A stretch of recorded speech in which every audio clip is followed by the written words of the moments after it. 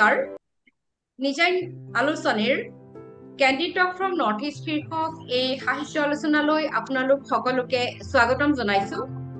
আজি আমি আলোচনাৰ বাবে নিৰ্বাচন কৰি লৈছো এটি বিশেষ বিষয় অসমৰ উত্তৰ পূব ভাৰতৰ আৰু ইয়াৰ লগতে সমগ্ৰ ভাৰতবৰ্ষৰ এজন প্ৰধান সাহিত্যিক আৰু অসমৰ কাৰণে তেখেত অতিকৈ বিশেষ ইয়েছে দৰ্জে ঠংচি তেখেতৰ যি সাহিত্য কীৰ্তি সেই সাহিত্য কীৰ্তি আজি আমাৰ আলোচনাৰ বাবে আমি নিৰ্বাচিত কৰিছো আৰু ইয়াৰ বাবে আমি নিমন্ত্ৰণ জনাই আনিছো তিনিগৰাকী বিশেষ আলোচক।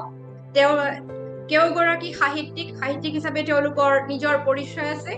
ইয়াৰ উপৰি তেওঁলোক বিদ্যায়তনিক ক্ষেত্ৰৰ লগত জড়িত। আমি চিনাকি কৰাই দিছো ডক্টৰ ৰত্নোত্তমা দাস তেখেত দিল্লী বিশ্ববিদ্যালয়ৰ ভাৰতীয় ভাষা আৰু সাহিত্য অধ্যয়ন বিভাগৰ প্ৰাধ্যাপক। আমি আমন্ত্ৰণ জনাই আনিছো ডক্টৰ জুৰি দত্ত তেখেত তেজপুৰ বিশ্ববিদ্যালয়ৰ অসমীয়া বিভাগৰ অধ্যাপক আৰু আমি আমন্ত্ৰণ জনাই আনিছো আকাশদীপ্ত ঠাকুৰ তেখেত জগন্নাথ বৰুৱা স্বায়ত্তশাসিত বিশ্ববিদ্যালয়ৰ পদাৰ্থ বিজ্ঞান বিভাগৰ অধ্যাপক। আমি সকলোকে স্বাগতম জনাইছো। তেতিয়াহ'লে আমি আলোচনাটি আগবঢ়াই নিও নহয় জানো। মই ডক্টৰ জুৰি দত্ত তেখেতৰ পৰাই আৰম্ভ কৰিবলৈ ভাল পাম, কিয়নো তেখেতে ইয়েছে দৰ্জে ঠংচি ডাঙৰীয়াৰ যি উপন্যাস সাহিত্য সেই উপন্যাস সাহিত্য তেখেতে গৱেষণাৰ বিষয় হিচাপে নিৰ্বাচিত কৰিছিল। মই আপোনাৰ পৰাই আৰম্ভ কৰিছো যে আপুনি ইয়েছে দৰ্জে ঠংচি ডাঙৰীয়াৰ উপন্যাসক গৱেষণাৰ বিষয় হিচাপে লৈছিল। তেখেতৰ সাহিত্য কৰ্মৰ বিষয়ে থুৰতে কিছু কথা আপোনাৰ যি অনুভৱ আৰু অধ্যয়ন আমাক কিছু কথা আপুনি জনাবনে? হয়, নমস্কাৰ, ধন্যবাদ এই আলোচনাৰ কাৰণে মোক আমন্ত্ৰণ কৰাৰ কাৰণে। মোৰ কাৰণে এটা খুব এই বিষয়টো খুব মানে আপোন। আচলতে ইয়েছে দৰ্জে ঠংচিৰ বিষয়ে ইতিমধ্যে আপুনি কৈছে যে তেখেতৰ উপন্যাসৰ বিষয়ে মই গৱেষণা কৰিছিলোঁ আৰু খুব কম সময়তে নিশ্চয় ক'ব লাগিব, গতিকে বহুখিনি কথা উপন্যাসৰ বিষয়ে ক'বলৈ বা বেলেগ তেখেতৰ সাহিত্য কৰ্মৰ বিষয়ে ক'বলৈ নিশ্চয় সময় নহ'ব। তথাপিও প্ৰথমতে আমি এটা কথা কওঁ যে তেখেতৰ প্ৰথম বোধহয় প্ৰকাশিত যিখন কিতাপ যিখন তেখেতে কলেজত থাকোঁতে লিখিছিলে সেইখন হৈছে শিশু সাহিত্য কামেং সীমান্তৰ সাধু বুলি।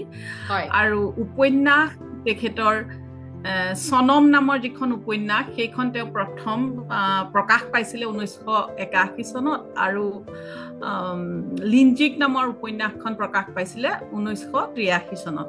আৰু তেখেতে এটা কথা লিখি থৈ গৈছিলে, যদিও লিঞ্জিক 1983 চনত প্ৰকাশ পাইছিলে কিন্তু এইখন সনম নামৰ উপন্যাসখনৰ আগতেই লিখা। আৰু দুয়োখন উপন্যাস তেখেতে কলেজত থাকোঁতে কটন কলেজত পঢ়ি থাকোঁতে হোমেন বৰগোহাঁইদেৱৰ প্ৰেৰণাত এই দুইখন উপন্যাস লিখিছিলে। আৰু প্ৰথম উপন্যাসখন মানে যিখন সনম সেইখন উপন্যাসৰ মূল বিষয়বস্তুটো আছিলে বোকপ্ৰা ট্ৰাইব, যিটো মনপা ট্ৰাইবৰে তেওঁলোকে এটা ভাগ বুলি কয়। সেই বোকপ্ৰা ট্ৰাইবৰ যিটো জনজাতি সেইটো জনজাতিৰ এটা বিশেষ এটা জনজাতীয় প্ৰথাৰ আধাৰত এই উপন্যাসখন লিখা হৈছিলে। আৰু লিঞ্জিং উপন্যাসখন চেৰডুপকেন যিটো জনগোষ্ঠী সেই জনগোষ্ঠীটোৰ আধাৰত লিখা। আৰু তাৰ পিছতে যিখন উপন্যাস তেখেতৰ প্ৰকাশ পাইছিলে সেইখন হৈছে মৌন মুখৰ হৃদয়, 2001 চনত প্ৰকাশ পাইছিলে আৰু 2005 চনত সাহিত্য একাডেমী বঁটাৰে এখন বিভূষিত হৈছিল। আৰু শকতা মানুহ তেখেতৰ এখন বিখ্যাত উপন্যাস, সেইখন চাগে আপোনালোক সকলোৱে পঢ়িছে, 2004 চনত যিখন প্ৰকাশ পাইছিলে। সেইখন হৈছে মনপা সম্প্ৰদায়ৰ যিটো 108 টুকুৰা কৰি 100 কটাৰ যিটো প্ৰথা, সেই প্ৰথাটোৰ আধাৰত। আৰু তাৰ পিছত প্ৰকাশ পাইছিলে 2006 চনত বিষ কন্যাৰ দেশত। এইখন হৈছে পাঞ্চেম্পা নাৰীসকলৰ জীৱনৰ লগত বা সেই ধৰণৰ এটা বিশ্বাসৰ আধাৰত ৰচিত। আৰু তাৰ পিছত 2008 চনত প্ৰকাশ পাইছিলে মিচিং নামৰ উপন্যাসখন। সেইখনো ভূত প্ৰেত বা প্ৰেতাত্মাৰ বিষয়ক কিছু কথা মানে দেহৰ পৰা ওলাই ফুৰা প্ৰেতাত্মাৰ এটা বিশ্বাস সেই ধৰণৰ এটা বিশ্বাসক আধাৰিত আৰু ইয়াৰ পিছত মই আকৌ জনম ল'ম সেইখন উপন্যাস দুটা খণ্ডত প্ৰকাশ পাইছে তাৰ পিছত ঢোলৰ চেৱত লামচিৱা বুলি এখন উপন্যাস সেইখন টাংচা সম্প্ৰদায়ৰ আধাৰত আৰু ইয়াৰ উপৰিও গল্পপুথি তেখেতৰ 4খন এতিয়ালৈকে প্ৰকাশ পাইছে পাপৰ পুখুৰী বাহ ফুলৰ গুণ খকুটাটো উপন্যাস আৰু এখন অন্য এখন প্ৰতিযোগিতা হয় অন্য এখন প্ৰতিযোগিতা আৰু ধাৰ আৰু অন্যান্য গল্পৰ কাৰণে তেখেতে প্ৰকাশন পৰিষদৰ বঁটা লাভ কৰিছে 2024 চনত ইয়াৰ উপৰিও কিন্তু গল্পপুথি আৰু শিশু সাহিত্য এইখিনিৰ উপৰিও তেখেতে কিন্তু বা উপন্যাসৰ উপৰিও অনুবাদো কৰিছে কেইবাখনো কিতাপ সৈনিকৰ প্ৰিয় সেনাপতি এক আত্মজীৱনী বুলি জেনেৰেল জে সিং তেতিয়া তেখেত অৰুণাচল প্ৰদেশৰ প্ৰাক্তন ৰাজ্যপাল তেখেতৰ আত্মজীৱনী আৰু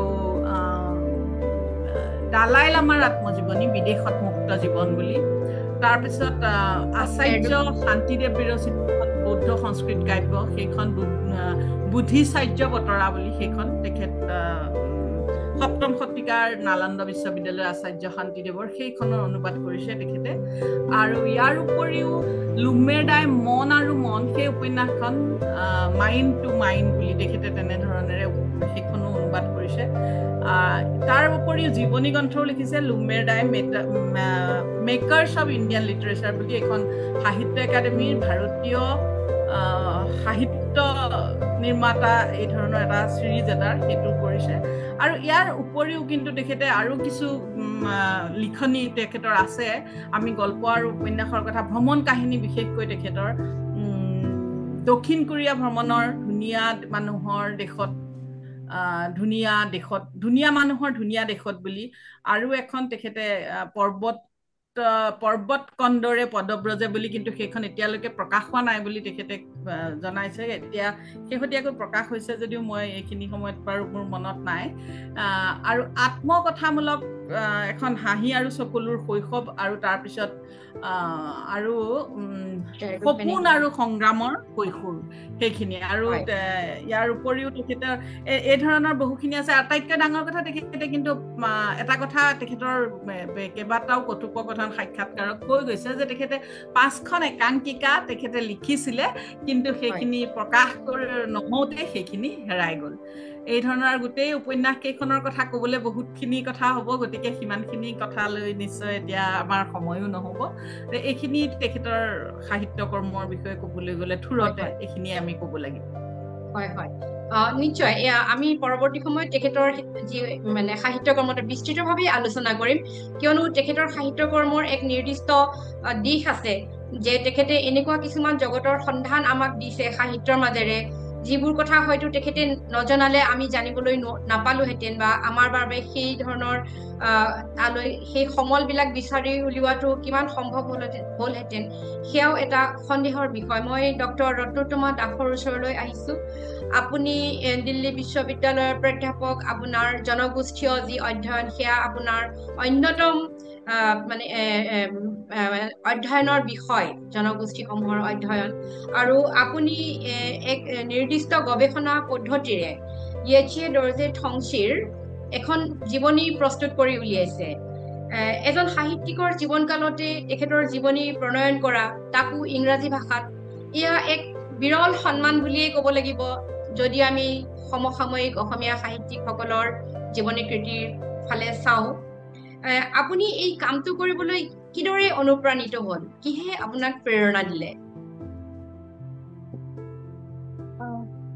ধন্যবাদ এই কামটো যে য়েচিয়ে ডৰ্জে থংচিৰ জীৱন আৰু কৃতি বিষয়ক গ্ৰন্থখন এই কামটো কৰিবৰ কাৰণে আচলতে কৃতিত্ব ভাগ যায় পূৰ্বাঞ্চল প্ৰকাশৰ শ্ৰদ্ধাৰ শ্ৰীযুত নবীন বৰুৱা দেৱলৈ তেখেতক মই বৰদেউতা বুলি মাতো এবাৰ নৰ্থ ইষ্ট বুক ফেয়াৰত মোক কিবা অলপমান ক'বলৈ মাতিছিলে আৰু ক'বলৈ মাতোতে মোৰে সৌভাগ্য যে বৰদেউতা দৰ্শকৰ শাৰীত বহি আছিলে আৰু সেইখিনি মোক কোৱাখিনি শেষ হোৱাৰ পিছত তেওঁ আগবাঢ়ি আহিলে তেতিয়ালৈকে মই মানে চিনাকি নাছিলে মই তেওঁক নিশ্চয় মই তেওঁক জানো সকলোৱে জানে তাৰপিছত তেখেতৰ লগত খুব সুন্দৰকৈ কথা বতৰা হ'ল বুক ফেয়াৰৰ সেই অফিচৰ কফি একাপ খাই কথা বতৰা হ'ল তেতিয়া তেওঁ মোক কৈছিলে যিটো আচলতে মোৰ জনা কথাই আছিলে যে পূৰ্বাঞ্চল প্ৰকাশে আধুনিক অসমীয়া সাহিত্যৰ নিৰ্মাতাসকলৰ বিষয়ে ইংৰাজীত এখন চিৰিজ কৰি আছিলে তেতিয়ালৈকে বোধ কৰোঁ 7খনমান প্ৰকাশ হৈ গৈছিলে তেখেতে মোক এখন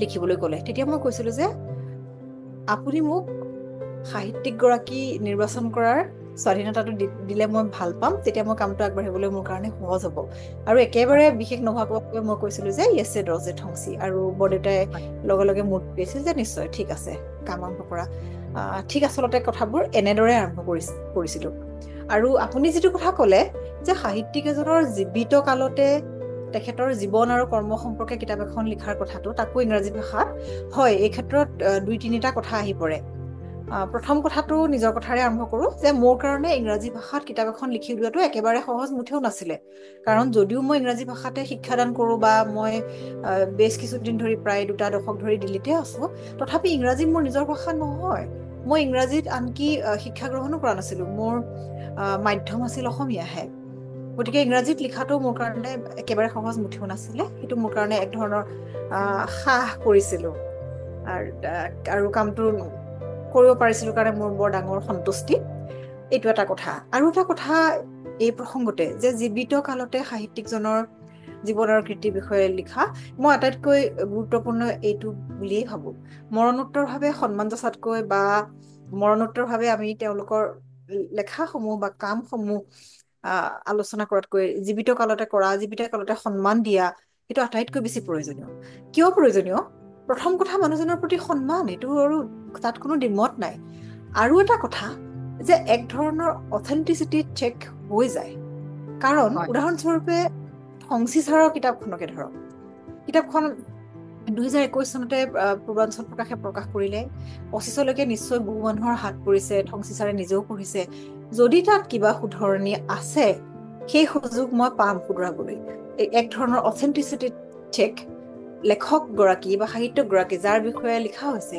তেওঁ নিজেই পঢ়ি নিজেই ক'ব পাৰে যে এইখিনি শুদ্ধ তথ্য এইখিনিত অকণমান হয়তো আসোঁৱাহ ৰৈ গৈছে এনেকুৱা ধৰণৰ কথা ক'ব পাৰে তৃতীয় দিশ এটাও আহি পৰে যে পাঠকে আৰু সেই বিশেষ লেখকজনৰ যাৰ বিষয়ে লিখা হৈছে তেওঁলোকৰ গুণমুগ্ধসকলে এই কামটো কৰিব পাৰে গতিকে মই ভাবোঁ জীৱন কালতে লিখাটো আটাইতকৈ বেছি গুৰুত্বপূৰ্ণ আৰু মই মোৰ এই কামটো যিমান পাৰোঁ ভালদৰে শেষ কৰিবলৈ চেষ্টা কৰিছিলোঁ তাৰ মাজত যদিও কিছুমান দুৰ্ঘটনা ঘটিছিলে মোৰ লেপটপটো কিতাপখন হেৰাই গৈছিলে কিন্তু মই পুনৰ লিখিছিলোঁ এই কথাবোৰ মই কিতাপখনৰ পাতনিত লিখিছোঁ মই ভাবোঁ সোধা প্ৰশ্নটোৰ উত্তৰ পাইছে মোৰ প্ৰশ্নটোৰ আৰু এটা মানে অন্তৰ্নিহিত কথা আছিল যে আপুনি কিদৰে তেখেতৰ য়েছে ৰজে ঠংচিকে আপুনি বাছি লৈছিলে গতিকে সেই তাৰ কাৰণটো কি সেই প্ৰেৰণাৰ উৎসটো কি আছিলে আপোনাৰ প্ৰশ্নটোৰ কাৰণে ধন্যবাদ আপুনি প্ৰশ্নটোৰ একদম গভীৰলৈ গৈ পুনৰ প্ৰশ্ন কৰিছে বহুত ধন্যবাদ মই আপোনাক ইয়াৰ ঠিক পটভূমিটো ক'লোঁ বেকগ্ৰাউণ্ডটো ক'লোঁ যে নবীন বৰুৱা বৰদেউতাই এনেদৰে মোক লিখিবলৈ কৈছিলে কিন্তু আপুনি যিটো প্ৰশ্ন কৰিলে সেইটো গভীৰতাৰ প্ৰশ্ন যে মই কিয় য়েছে ৰজে ঠংচিকে বাছি লৈছিলোঁ why particularly Yeshe Dorjee Thongchi why not any other writer এটা কথা হৈছে যে মোৰ সামৰ্থ্য অনুযায়ী মই বোধ কৰোঁ প্ৰথমতে এজন লেখককে বাছি ল'ব পাৰিম একেলগে 2-3জন মন গ'লেও মোৰ সময়ে সামৰ্থ্যই নুকুলাব কিন্তু কিয় য়েছে ৰজে ঠংচি বুলি ক'লে তাত প্ৰধান কথাটো আহি পৰে একেবাৰে সৰুৰে পৰা যেতিয়া বাহিৰা কিতাপ পঢ়িবলৈ আৰম্ভ কৰিছিলোঁ একেবাৰে সৰুৰে পৰা ঠংচি ছাৰৰ কিতাপ ভাল পাইছিলোঁ মৌন ওঠ মুখৰ হৃদয় যিমান দূৰ মনত পৰে মই পঢ়া প্ৰথম উপন্যাসিক কিজানি আছিলে অন্তৰীপ আৰু চেঙৰ সমসাময়িকভাৱে প্ৰান্তিকত প্ৰকাশ হৈছিলে প্ৰান্তিকত প্ৰকাশ হৈছিলে মৌন ওঠ মুখৰ হৃদয় মই একেবাৰে আমাৰ সকলোকে এক ধৰণে মন্ত্ৰমুগ্ধ কৰিছিলে সেইখনে হয় হয় হয় বাইদেউ একদম গতিকে সেইটো এটা ব্যক্তিগত কাৰণ যে ব্যক্তিগতভাৱে মই তেওঁৰ লেখাৰ গুণমুগ্ধ পাঠিকা যিয়ে নকওঁ আৰু তাতকৈও গুৰুত্বপূৰ্ণ কাৰণটো হৈছে এই কথাটোৱে মোক বৰকৈ আকৰ্ষিত কৰে যে ঠংচি ছাৰ হৈছে শ্বেৰডুকপেন জনগোষ্ঠীৰ মানুহ এজন তেখেতে স্কুলীয়া জীৱনত শ্বেৰডুকপেন জানিছিলে সামান্য অসমীয়া জানিছিলে লিংক লেংগুৱেজ হিচাপে বা লিংগুৱা ফ্ৰাংকা হিচাপে বা হয়তো সামান্য অৰুণামিজ জানিছিল, তাৰ বাহিৰে তেওঁ কিন্তু হিন্দী ইংৰাজী বহুত দেৰিকৈহে জানিছিলে। গতিকে যিজন মানুহে শ্বেৰডুকপেন ভাষাৰ পৰিৱেশত ডাঙৰ হৈছে, অৱশ্যে পিছলৈ তেওঁ 6টামান ভাষা জানিছিলে, টিবেটান, নেপালী, বেংগলী, হিন্দী, ইংৰাজী, কেইবাটা ভাষাত তেওঁ ব্যুৎপত্তি লাভ কৰিছিলে। He was not only a multilingual person, বহুভাষিকেই কেৱল নহয়, হি ৱাজ এ পলিগ্লট, ভাষাৰ জ্ঞান যথেষ্ট আছিলে। কিন্তু আছিলে নহয়, কিন্তু যিহেতু তেওঁ অন্য ভাষী হৈ অসমীয়া ভাষাত লিখে, আটাইতকৈ গুৰুত্বপূৰ্ণ কথা যে হি ৰাইটছ ইন আদাৰ্ছ মাদাৰ্ছ টাং, নিজৰ মাদাৰ টাং নহয় বা ফাৰ্ষ্ট লেংগুৱেজ নহয়। গতিকে এই কথাটোৱে মোক আকৰ্ষণ কৰিছিলে আৰু মই ভাবিছিলো যে তেওঁৰ বিষয়ে মই অধ্যয়ন কৰিবলৈ ভাল পাম, এইটো মূল কাৰণ আছিলে। লগতে আৰু অকণমান এটা মানে আৰু এটা কাৰণ আহি পৰে লগতে, যে আপুনি যিহেতু মোৰ ইমান সুন্দৰকৈ চিনাকিটো দিছিলে, হয় মই জনজাতীয় লোককলাৰ বিষয়ে যিমান পাৰোঁ, লোকজ্ঞান সম্পৰ্কে যিমান পাৰোঁ অধ্যয়ন কৰিবলৈ চেষ্টা কৰোঁ। আৰু মই য'ত জন্ম হৈছোঁ লখিমপুৰৰ নাৰায়ণপুৰৰ কলেজপাৰাত, মোৰ ঠাইখিনি কেইবাখনো জনজাতীয় গাঁৱেৰে আগুৰি থকা আছিলে। সৰুৰে পৰা মোৰ জনজাতীয় জীৱনৰ প্ৰতি খুবেই আগ্ৰহ, গতিকে এইটোও এটা কাৰণ যে মই থংচী ছাৰৰ কামবোৰ বাছি লৈছিলোঁ। এইকেইটাই মূল কাৰণ বুলি মই ভাবো। হয় হয়, অশেষ ধন্যবাদ। নিশ্চয় আমাৰ শ্ৰোতা দৰ্শকে আপোনাৰ এই উত্তৰবোৰে এই কথাখিনিৰে সমৃদ্ধ হ'ব। আকাশদীপ্ত ঠাকুৰ, আপোনাৰ ওচৰলৈ আহিছো। আপুনি ইয়েচিয়ে দৰ্জে থংচীৰ যি সাহিত্য ৰাজি, আপুনি তাৰ গুণমুগ্ধ পাঠক, আপুনি নিজেও এগৰাকী সৃষ্টিশীল লেখক। আপুনি তেখেতৰ প্ৰায়বোৰ ৰচনা ইতিমধ্যে পঢ়ি পেলাইছে আৰু এই আলোচনাৰ উদ্দেশ্য আগত ৰাখি আপুনি পুনৰ পঠনো কৰিছে। তেখেতৰ সাহিত্যৰ কোনবোৰ দিশে আপোনাক বিশেষভাৱে আকৰ্ষিত কৰিছে? বিষয়বস্তুৰ বৈচিত্ৰ্য, নজনা কথাৰ, নজনা জগতৰ সন্ধান, নে তেখেতৰ অনুপম কথন শৈলী, নে আন কিবা? কিহে আপোনাক বিশেষভাৱে আকৰ্ষিত কৰে? আৰম্ভণিতে সকলোৰে শুভেচ্ছা জনাইছো। হয় হয়, প্ৰতিগৰাকী আলোচক, সঞ্চালককে ধৰি প্ৰতিগৰাকী আলোচকলৈ মই মান্যানুসৰি শ্ৰদ্ধা নিবেদন কৰিছো। যিহেতু আচলতে ইয়াত উল্লেখ কৰা গৈছে যে মই সৃষ্টিশীল সাহিত্যৰ বা ইয়েচিয়ে দৰ্জে থংচী দেৱৰ সাহিত্যৰ এজন মুগ্ধ পাঠক আৰু নিজেও সৃষ্টিশীল সাহিত্যৰ লগত জড়িত, এই বিষয়সমূহ সম্পূৰ্ণ সত্য। আৰু সেই বিষয়সমূহৰ আলমতে তেখেতৰ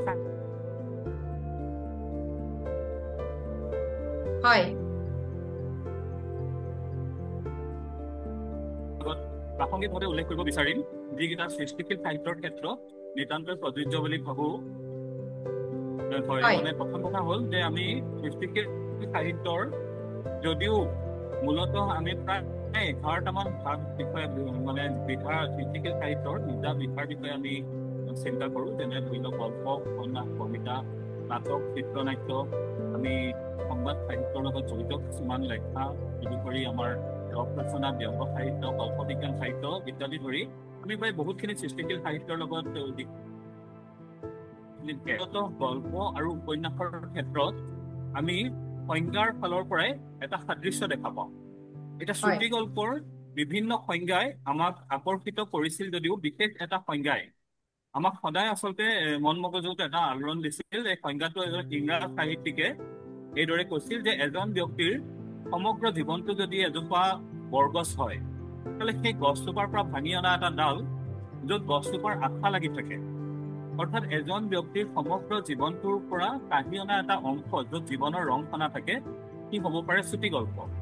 আৰু সেই দৃষ্টিৰে যদি আমি লক্ষ্য কৰিবলৈ চাওঁ, তেতিয়াহ'লে নিশ্চিতভাৱে উপন্যাস এখনক আমি শিপা, ডাল, গা-গছ, পাত সামৰি আমি এজোপা বিশাল বটবৃক্ষৰ লগত তুলনা কৰিব পাৰোঁ। কিন্তু উপন্যাস এখন সৃষ্টিৰ ক্ষেত্ৰত লেখকজনে আচলতে কি কি ক্ষেত্ৰত সচেতন হোৱাটো প্ৰয়োজন, সেই দিশটো যদি আমি চিন্তা কৰোঁ, প্ৰথমতে আহিব এটা কাহিনী নিৰ্বাচন, যাক আমি প্লট নিৰ্বাচন, প্লট বুলি কওঁ, আৰু তাৰ লগত আনুষংগিকভাৱে আহি যায় চৰিত্ৰ সৃষ্টিৰ ক্ষেত্ৰত। তাৰমানে উপন্যাস বা সৃষ্টিশীল সাহিত্যৰ ক্ষেত্ৰত মূলত দুটা পৰ্যায়ত গোটেই সৃষ্টিটোক আমি দুটা পৰ্যায়ত বিভক্ত কৰোঁ। এটা হৈছে আমাৰ প্ৰস্তুতি আৰু আনটো হৈছে প্ৰক্ৰিয়া। এই প্ৰস্তুতি পৰ্বতে আমি সেই কাহিনী নিৰ্বাচনৰ দিশটোত আমি গুৰুত্ব দিওঁ, য'ত আনুষংগিকভাৱে আহিব পাৰে চৰিত্ৰ সৃষ্টিৰ বিষয়টো। কিন্তু এই ক্ষেত্ৰত গল্পৰ লগত উপন্যাসৰ কিন্তু পাৰ্থক্য আছে, সেইটো বিষয়ে মই পাছত উল্লেখ কৰিম। এই চৰিত্ৰ সৃষ্টি আৰু কাহিনী নিৰ্বাচনৰ পাছত যেতিয়া লেখকজনে উপন্যাসখনৰ সৃষ্টিৰ ক্ষেত্ৰলৈ যায়, প্ৰক্ৰিয়ালৈ আগবাঢ়ি যায়, তেতিয়া কিন্তু তেখেতে মূলতঃ 5টা বিষয়ৰ ওপৰত খুব সচেতনভাৱে দৃষ্টি দিয়াটো জৰুৰী বুলি ভাৱ হয়। আৰু সেই বিষয়কেইটা হৈছে এটা সবল আন্তঃগাঁথনি, তাৰ লগত আহে ভাষিক দক্ষতা, তাৰ পাছত আহে প্ৰকাশভংগী, তাৰ পাছত আহে প্ৰয়োজনীয় কৌতূহল, আৰু সৰ্বশেষত আহে এটা সফল পৰিসমাপ্তি। এই ক্ষেত্ৰত আমি এই আটাইকেইটা দিশ লক্ষ্য কৰিলে য়েছে দৰজে থংচিৰ আটাইকেইখন উপন্যাসৰ, মই আটাইকেইখন উপন্যাস পঢ়া নাই, 9খন উপন্যাস তেখেতে সৃষ্টি কৰিছে, কিন্তু মই বেছিভাগ প্ৰায় 7খন উপন্যাস মই পঢ়িছোঁ, কিন্তু সেইখিনি পঢ়াৰ মোৰ দিন হৈছিল। সেইকাৰণে মই মূলতঃ এই আলোচনাটোৰ বাবেই 4খন উপন্যাস পুনৰ পচনত মই গুৰুত্ব দিলোঁ। আৰু সেই দিশৰ পৰা মই য়েছে দৰজে থংচিৰ আটাইকেইখন উপন্যাসৰ ভিতৰত মূলতঃ ক'ব বিচাৰিম বিষ কন্যাৰ দেশ উপন্যাসখন। এই উপন্যাসখনৰ সৃষ্টিৰ ক্ষেত্ৰত যদিও তাৰ পৰিসৰটো কম, কিন্তু তেখেতৰ লেখকৰ যি সবল আন্তঃগাঁথনি, যিটো এখন উপন্যাসৰ ক্ষেত্ৰত, সাৰ্থক উপন্যাস সৃষ্টিৰ ক্ষেত্ৰত এজন লেখকে আটাইতকৈ বেছি সচেতন হ'বলগীয়া যিটো দিশ, সেই আন্তঃগাঁথনিটো তেখেতে সামৰণিলৈকে ইমান নিখুঁতকৈ ধৰিছে, সেই বিষয়টো মূলতঃ শলাগিবলগীয়া। পাছৰ যিটা বিষয় আহি যায় প্ৰকাশভংগী আৰু ভাষিক দক্ষতাৰ ক্ষেত্ৰত, আমি সকলোৱে জানো যে য়েছে দৰজে থংচিৰ মাত্ৰ 3টা গল্পক একাষৰীয়া কৰি বাকী সমগ্ৰ সাহিত্যৰ সৃষ্টিৰাজি মূলতঃ অৰুণাচলৰ ভিতৰুৱা জনগোষ্ঠীসমূহৰ জীৱনচৰ্যা কেন্দ্ৰ কৰি তুলি আছে, তেখেতে সেইখিনিক তুলি ধৰিছে। গতিকে এই উপন্যাসৰ ক্ষেত্ৰত যিদৰে তেখেতৰ গল্প হওক, বাকী কেইখন উপন্যাস হওক, তেখেতে যিদৰে সহজ সৰল ভাষাৰ সহায় লৈছিল, বিষ কন্যাৰ দেশ, লিংজিক, শওকতা মানুহ আৰু মৌন উঠ মুখৰ হৃদয়, এই 4খন উপন্যাস যিহেতু মই আলোচনালৈ আনিম বুলি আগতে উল্লেখ কৰিছোঁ, এই আটাইকেইখন উপন্যাসৰ কিন্তু চৰ্চা কৰিবলগীয়া বিষয়টো হৈছে প্ৰকাশভংগী আৰু ভাষিক দক্ষতা। এইটো তেখেতে সাধাৰণ পাঠকৰ বাবে ইমান সুন্দৰকৈ জনগোষ্ঠীয় জীৱন চৰ্চাত তুলি ধৰিছে আৰু ইমান বাস্তৱ ৰূপত তুলি ধৰিছে, যিটো আপোনালোকে পঢ়ি যাওঁতেই উপলব্ধি কৰিব পাৰিব। য'ত প্ৰাসংগিকভাৱে প্ৰয়োজন হৈছে তাত তেখেতে জনগোষ্ঠীয় ভাষা ব্যৱহাৰ কৰিছে, আৰু সেই যিবিলাক শব্দ তাত ব্যৱহাৰ কৰা হৈছে, পাদতিকাত সেই শব্দবিলাকৰ সম্পূৰ্ণ অৰ্থও দিয়া আছে, সময়ে সময়ে সেইখিনি উল্লেখ কৰা গৈছে। কিন্তু লক্ষ্য কৰিবলগীয়া বিষয়টো হৈছে এই যে আমাৰ উপন্যাস সৃষ্টিৰ 4 নম্বৰ যিটো বিষয়, প্ৰয়োজনীয় কৌতূহল। 4খন উপন্যাসতে সেই প্ৰয়োজনীয় কৌতূহল পৰিসমাপ্তিলৈকে তেখেতে লৈ গৈছে, আৰু লৈ যাওঁতে তেখেতে এই বিষয়টো পাঠকৰ লগত প্ৰত্যক্ষভাৱেও দি দিয়া নাই। বিষ কন্যাৰ দেশ উপন্যাসখনত যি এহাল বুঢ়া বুঢ়ী, য'ত তাত বাংচেনপা জনগোষ্ঠীয় আৰু মনপা জনগোষ্ঠীয় মহিলাসকলক বিষ কন্যা আখ্যা দিয়া হয়। আনকি তেখেত মহিলাসকলে এনেকুৱা দুৰ্বিষহ জীৱন তাত যাপন কৰিছে যে তেওঁলোকে ঘৰলৈ অহা আলহীক তেওঁলোকে আপ্যায়ন কৰিব নোৱাৰে, কাৰণ তাত এইটো বিশ্বাস আছে যে সেই মহিলাগৰাকীয়ে যি খাদ্যবস্তু প্ৰস্তুত কৰে তেওঁৰ নখৰ পৰা বিষ উৎপন্ন হৈ সেই খাদ্যবস্তুত মিহলি হৈ যায় আৰু খাওঁতাজন মৃত্যুমুখত পৰে, পেটৰ অসুখ হৈ মৃত্যুমুখত পৰে। আনকি মহিলাগৰাকীয়ে যদি খাই থকা ব্যক্তিজনৰ ফালে চাই থাকে, তেতিয়াও সেই ব্যক্তিজন মৃত্যুমুখ পৰে বুলি এটা ধাৰণা আছে। কিন্তু সেই ধাৰণাখিনি তাত পুৰুষ সমাজে, মন কৰিব বিষ কন্যাৰ দেশ উপন্যাসখনত পৰিসমাপ্তিত কিন্তু সুন্দৰভাৱে এই কথাটো উল্লেখ কৰা গৈছে যে পুৰুষ সমাজে ভালদৰে হয়তো উপলব্ধি কৰে যে মহিলাসকল বিষ কন্যা কিন্তু নহয়। য'ত সেই বৃদ্ধ দম্পতীহাল, তাত বৃদ্ধজনে, গিৰিয়েকজনে একদম আৰম্ভণিৰ পৰা জানিছিলে যে তেওঁৰ পৰিবাৰৰ বিষ কন্যা নহয়, কিন্তু তেওঁক বিষ কন্যা আখ্যা দিয়া হ'ল, তেওঁ তাৰ বাবে কাৰাবাস খাটিলে। তেতিয়ালৈকে কিন্তু বৃদ্ধজন নিমাত হৈ থাকিল। একদম শেষত যেতিয়া বৃদ্ধাগৰাকীৰ মৃত্যুমুখলৈ পৰিছে, তেতিয়া তেওঁ স্বীকাৰ কৰিছে যে এওঁ বিষ কন্যা আচলতে নাছিল। এই ধৰণৰ যে প্ৰয়োজনীয় কৌতূহল এটা আৰম্ভণিতে বৃদ্ধা দম্পতীহালৰ বিষয়ে এটা কৌতূহল তেওঁ দি দিলে। বিশেষকৈ বিষ কন্যাৰ দেশ উপন্যাসখনত আটাইতকৈ উজ্জ্বল হৈ জিলিকি উঠা যিটো চৰিত্ৰ, আমি যদিও তাত ফুংটেন তাচি যদিও তাত কথক, আমি সূত্ৰধাৰ বুলি ক'ব পাৰোঁ, কিন্তু মূলতঃ তাত সৰ্বতোপ্ৰকাৰে মানে উজ্জ্বলি উঠা চৰিত্ৰটো হৈছে তাচি উদন। আমি সকলোৱে জানো সেইটো বিষয়, কাৰণ এনেকুৱা এগৰাকী কাঞ্চনপা জনগোষ্ঠীয় মহিলা যি নিজেই বিষ কন্যা ৰূপে অভিহিত, যাৰ হাতেৰে কোনো এজন চৰকাৰী বিষয়া আহাৰ গ্ৰহণ নকৰে, কিন্তু সেই তাচি উদন আচলতে এগৰাকী চাৰ্কুল অফিচাৰ, চক্ৰ বিষয়া। আৰু সেই মহিলাগৰাকীয়ে কিমান সাহসেৰে সেই জনগোষ্ঠীয় অঞ্চলবিলাকৰ পিছপৰা অঞ্চলবিলাকৰ মানুহৰ মাজত অকলেই যুদ্ধ কৰি সময়ত তেওঁক সংগী দিছে ভূপেন তাছিয়ে, যিটো প্ৰেমৰ এটা উপজীব্য হিচাপে উপন্যাসখনত তুলি ধৰা হৈছে। কিন্তু এই তাছী উদয়নৰ চৰিত্ৰটো আমি এক প্ৰকাৰ মান্যতা দিবই লাগিব যে সেইগৰাকী মহিলাই অকলেই সংগ্ৰাম কৰি সেই জনগোষ্ঠীয় জীৱনৰ সেই ধাৰণাটো কুসংস্কাৰ মুক্ত কৰিবলৈ তেখেতে চেষ্টা কৰি প্ৰায় 80% উপন্যাসখনৰ পৰিসমাপ্তিলৈকে সফল হোৱা হিচাপে ঔপন্যাসিকে দেখুৱাবলৈ সক্ষম হৈছে। পৰৱৰ্তী সময়ত আমি তাৰ পাছৰ পৰ্যায়ত ক'ব বিচাৰিম লিংজিক উপন্যাসখনৰ বিষয়ে। মই কিয় এই উপন্যাসখন নিৰ্বাচন কৰিলো, কাৰণ আমি সকলোৱে জানো য়েছে দৰ্জে থংচি তেখেতৰ জন্ম হৈছিল সেই কামেং সীমান্তত আমাৰ জংগী গাঁৱত, যি গাঁৱত বুলি কোৱা যায়, য'ত সৰুতেই তেখেতে পিতৃহাৰা হৈ জোনবাই উপন্যাসৰ পৰা সাহিত্য চৰ্চা আৰম্ভ কৰিলে। কিন্তু আমি সকলোৱে জানো তেখেতে এইটো চেৰডুকপেন জনগোষ্ঠীয় তেখেত এজন ব্যক্তি। আৰু সেই যে চেৰডুকপেন জনগোষ্ঠীয় জীৱনটোক লিংজিক উপন্যাসৰ জৰিয়তে তেখেতে কিমান সাহসেৰে তুলি ধৰিছে আপোনালোকে চিন্তা কৰক। তাৰ যিটো মূল চৰিত্ৰ প্ৰেম তাছী, বহু ক্ষেত্ৰত আমি মন কৰো যে সেই চৰিত্ৰটোৰ মাজত আচলতে ঔপন্যাসিক নিজে সোমাই পৰিছে। সেই জনগোষ্ঠীয় যিটো চেৰডুকপেন জনগোষ্ঠীয় জীৱনত এটা জনগোষ্ঠী তেওঁলোকৰ এটা পৰম্পৰা আছিল যে তাত কন্যাবিলাক বিবাহ উপযুক্ত হওক বা নহওক, যেতিয়া দৰা ঘৰে চিন্তা কৰে যে আমাৰ ল'ৰাটোৰ কাৰণে এইগৰাকী জীয়ৰী উপযুক্ত, কন্যাগৰাকীক কোনো ধৰণৰ খবৰ নিদিয়াকৈয়ে তেওঁক বাটৰ পৰাই উঠাই লৈ গুচি যোৱা হয়। 3 দিন স্বামী গৃহত ৰখাৰ পাছত তাক তেওঁলোকে সেইটো বৈবাহিক পৰম্পৰাৰ যোগেদি এটা সামাজিক স্বীকৃতি দিবলৈ প্ৰয়াস কৰে। আৰু সেই ক্ষেত্ৰত প্ৰেম তাছীৰ দৰে এজন শিক্ষিত ব্যক্তি, যাৰ ভনীয়েকক নিমা লামুক লৈ যোৱা গ'ল, তেওঁৰে মোমায়েকৰ পুতেক, তেওঁৰ নামটো আছিলে দৰ্জী চেৱান।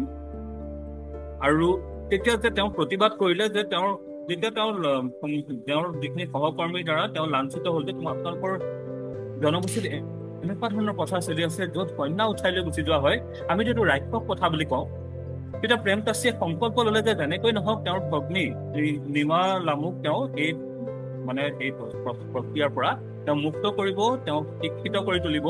আৰু তাৰ বাবে কিন্তু এই নায়কজনে এটা মিথ্যাচাৰৰ সহায় ল'লে। তেওঁক যালে তেওঁৰ ভগ্নীক লৈ যোৱা গৈছিল, তেওঁক সমাজত নপুংসক বুলি প্ৰতিষ্ঠা কৰিলে মিছাকৈ। পৰিণতি কি হ'ল? লিংজিক এডোখৰ শিল ৰোপণ কৰি এটা জনগোষ্ঠীৰ মাজত সেই বিশ্বাসটো অনা যায় যে আন জনগোষ্ঠীৰ লগত যদি তেওঁলোকৰ সম্পৰ্ক ছেদ হয়, যিকোনো এটা বিশেষ জৰুৰী সিদ্ধান্ত, যিটো তেওঁলোকে সেই লিংজিক শিলটো এঠাইত তাত পুতি পেলাই তেওঁলোকে সেই প্ৰতিজ্ঞাটো পালন কৰাৰ এটা সংকল্প লয়। আৰু ঠিক সেই ঘটনাটোৱে উপন্যাসখনত একদম শেষৰ ফালে, পৰিসমাপ্তিৰ ফালে লিংজিকৰ আচল অৰ্থটো আচলতে ওলাই পৰিছে। আৰু যেতিয়া সেই তেওঁৰ নিমা লামুৱে পাছত তেওঁ যালৈ লৈ যোৱা গৈছিল, যিজন ব্যক্তি তেওঁক লৈ যোৱা গৈছিল, পৰৱৰ্তী সময়ত তেওঁ ডাক্তৰী পাছ কৰাৰ পাছত যেতিয়া সেইজন ব্যক্তিকে তেওঁ পাহৰিব নোৱাৰিলে, তেতিয়া সেই সমাজখনত লিংজিক পুতি পেলাই যি প্ৰথা কৰি দিয়া গৈছিল যে এই প্ৰথাৰ এই জনগোষ্ঠীৰ লগত এই জনগোষ্ঠীৰ কোনো বৈবাহিক সম্পৰ্ক নহ'ব, সেইখিনি ভাঙি দিয়া গ'ল। এই ধৰণৰ এখন কম পৰিসৰৰ, কম পৃষ্ঠাৰ বুলি আমি ক'ব বিচাৰিছো লিংজিক উপন্যাসখনত তেখেতে আৰম্ভণিৰ পৰা শেষলৈকে এটা মজবুত আন্তঃগাঁথনি তেওঁ সুন্দৰকৈ ধৰি ৰাখিছে। আমি সকলোৱে জানো, বিশেষকে সহকথা মানুহ এই উপন্যাসখন আমি সকলোৱে পঢ়িছো। এতিয়া য়েছে দৰ্জে থংচিৰ কোনবোৰ দিশে আকৰ্ষণ কৰে বুলি ক'লে আমি নিশ্চিতভাৱে ক'ব লাগিব যে সহকথা মানুহ উপন্যাসখনত যিমান সাহসেৰে তেওঁ সেই মন পোৱা জনগোষ্ঠীয় জীৱনটোক তুলি ধৰিছে, আপোনালোক সকলোৱে জানে, পঢ়িছে।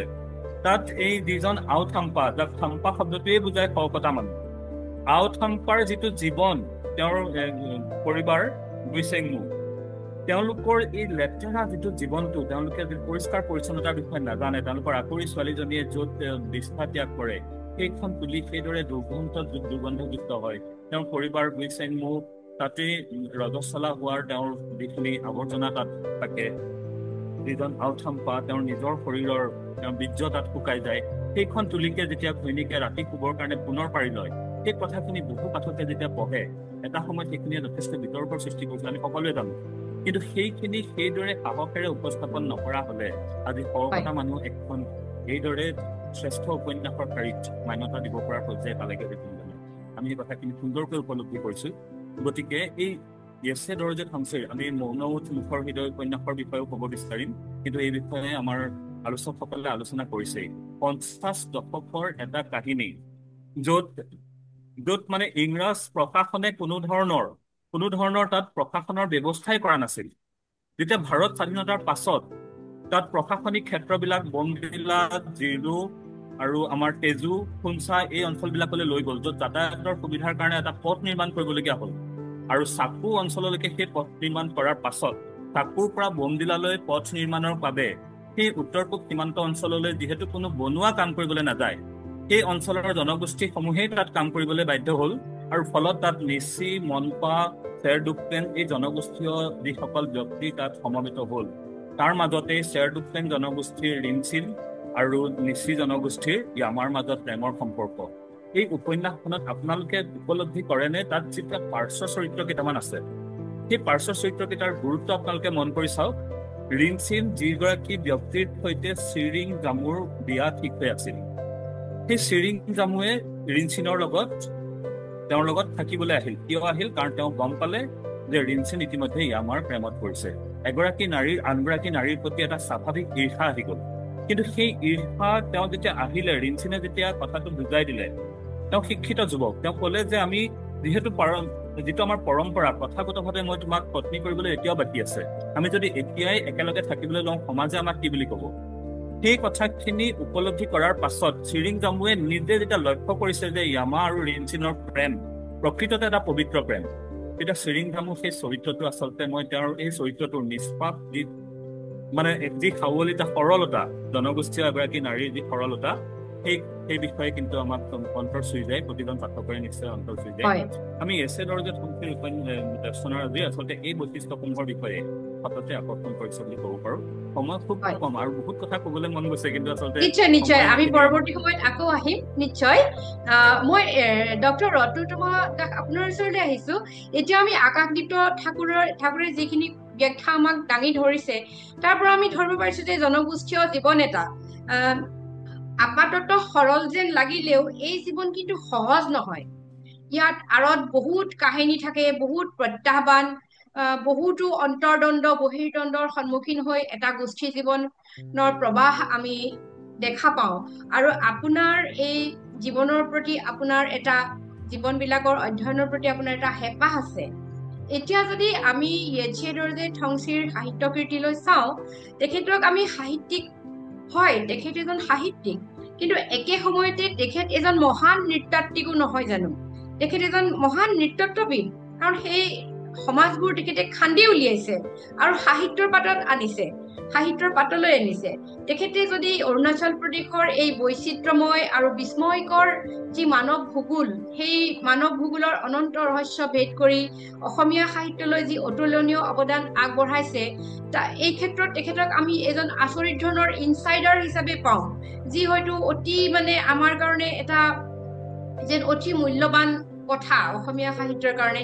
তেখেতে নজনোৱা হলেতো আন কোনোবাই এইবিলাক আনিব নোৱাৰিলেহেঁতেন, সেই বৈচিত্ৰ্যময় ৰীতি নীতি, পৰম্পৰা বা জীৱন প্ৰবাহ। আপুনি এই কথাখিনি কিদৰে ব্যাখ্যা কৰিব? হয়, আপোনাৰ প্ৰশ্নটোৰ কাৰণে ধন্যবাদ। ইয়েছে দৰজে ঠংচি ছাৰ আচলতে তেখেত অৰুণাচল বা অসম বা উত্তৰ পূৰ্বাঞ্চল বা ভাৰতীয় সাহিত্যৰ কাৰণে এক বিশেষ সম্পদ। তেওঁ নিজে এক ভঁৰালৰ দৰে, য'ত সাহিত্য আৰু নৃতত্ব একাকাৰ হৈ আছে। আমি যেতিয়া শ্ৰেণীকোঠাত ইণ্টাৰডিচিপ্লিনাৰী অধ্যয়নৰ বিষয়ে কওঁ, আন্তঃবিষয়ক অধ্যয়নৰ বিষয়ে, তাৰ আটাইতকৈ ভাল উদাহৰণ ঠংচি ছাৰৰ গল্প উপন্যাস বা সাহিত্যকৰ্মসমূহেই হয়।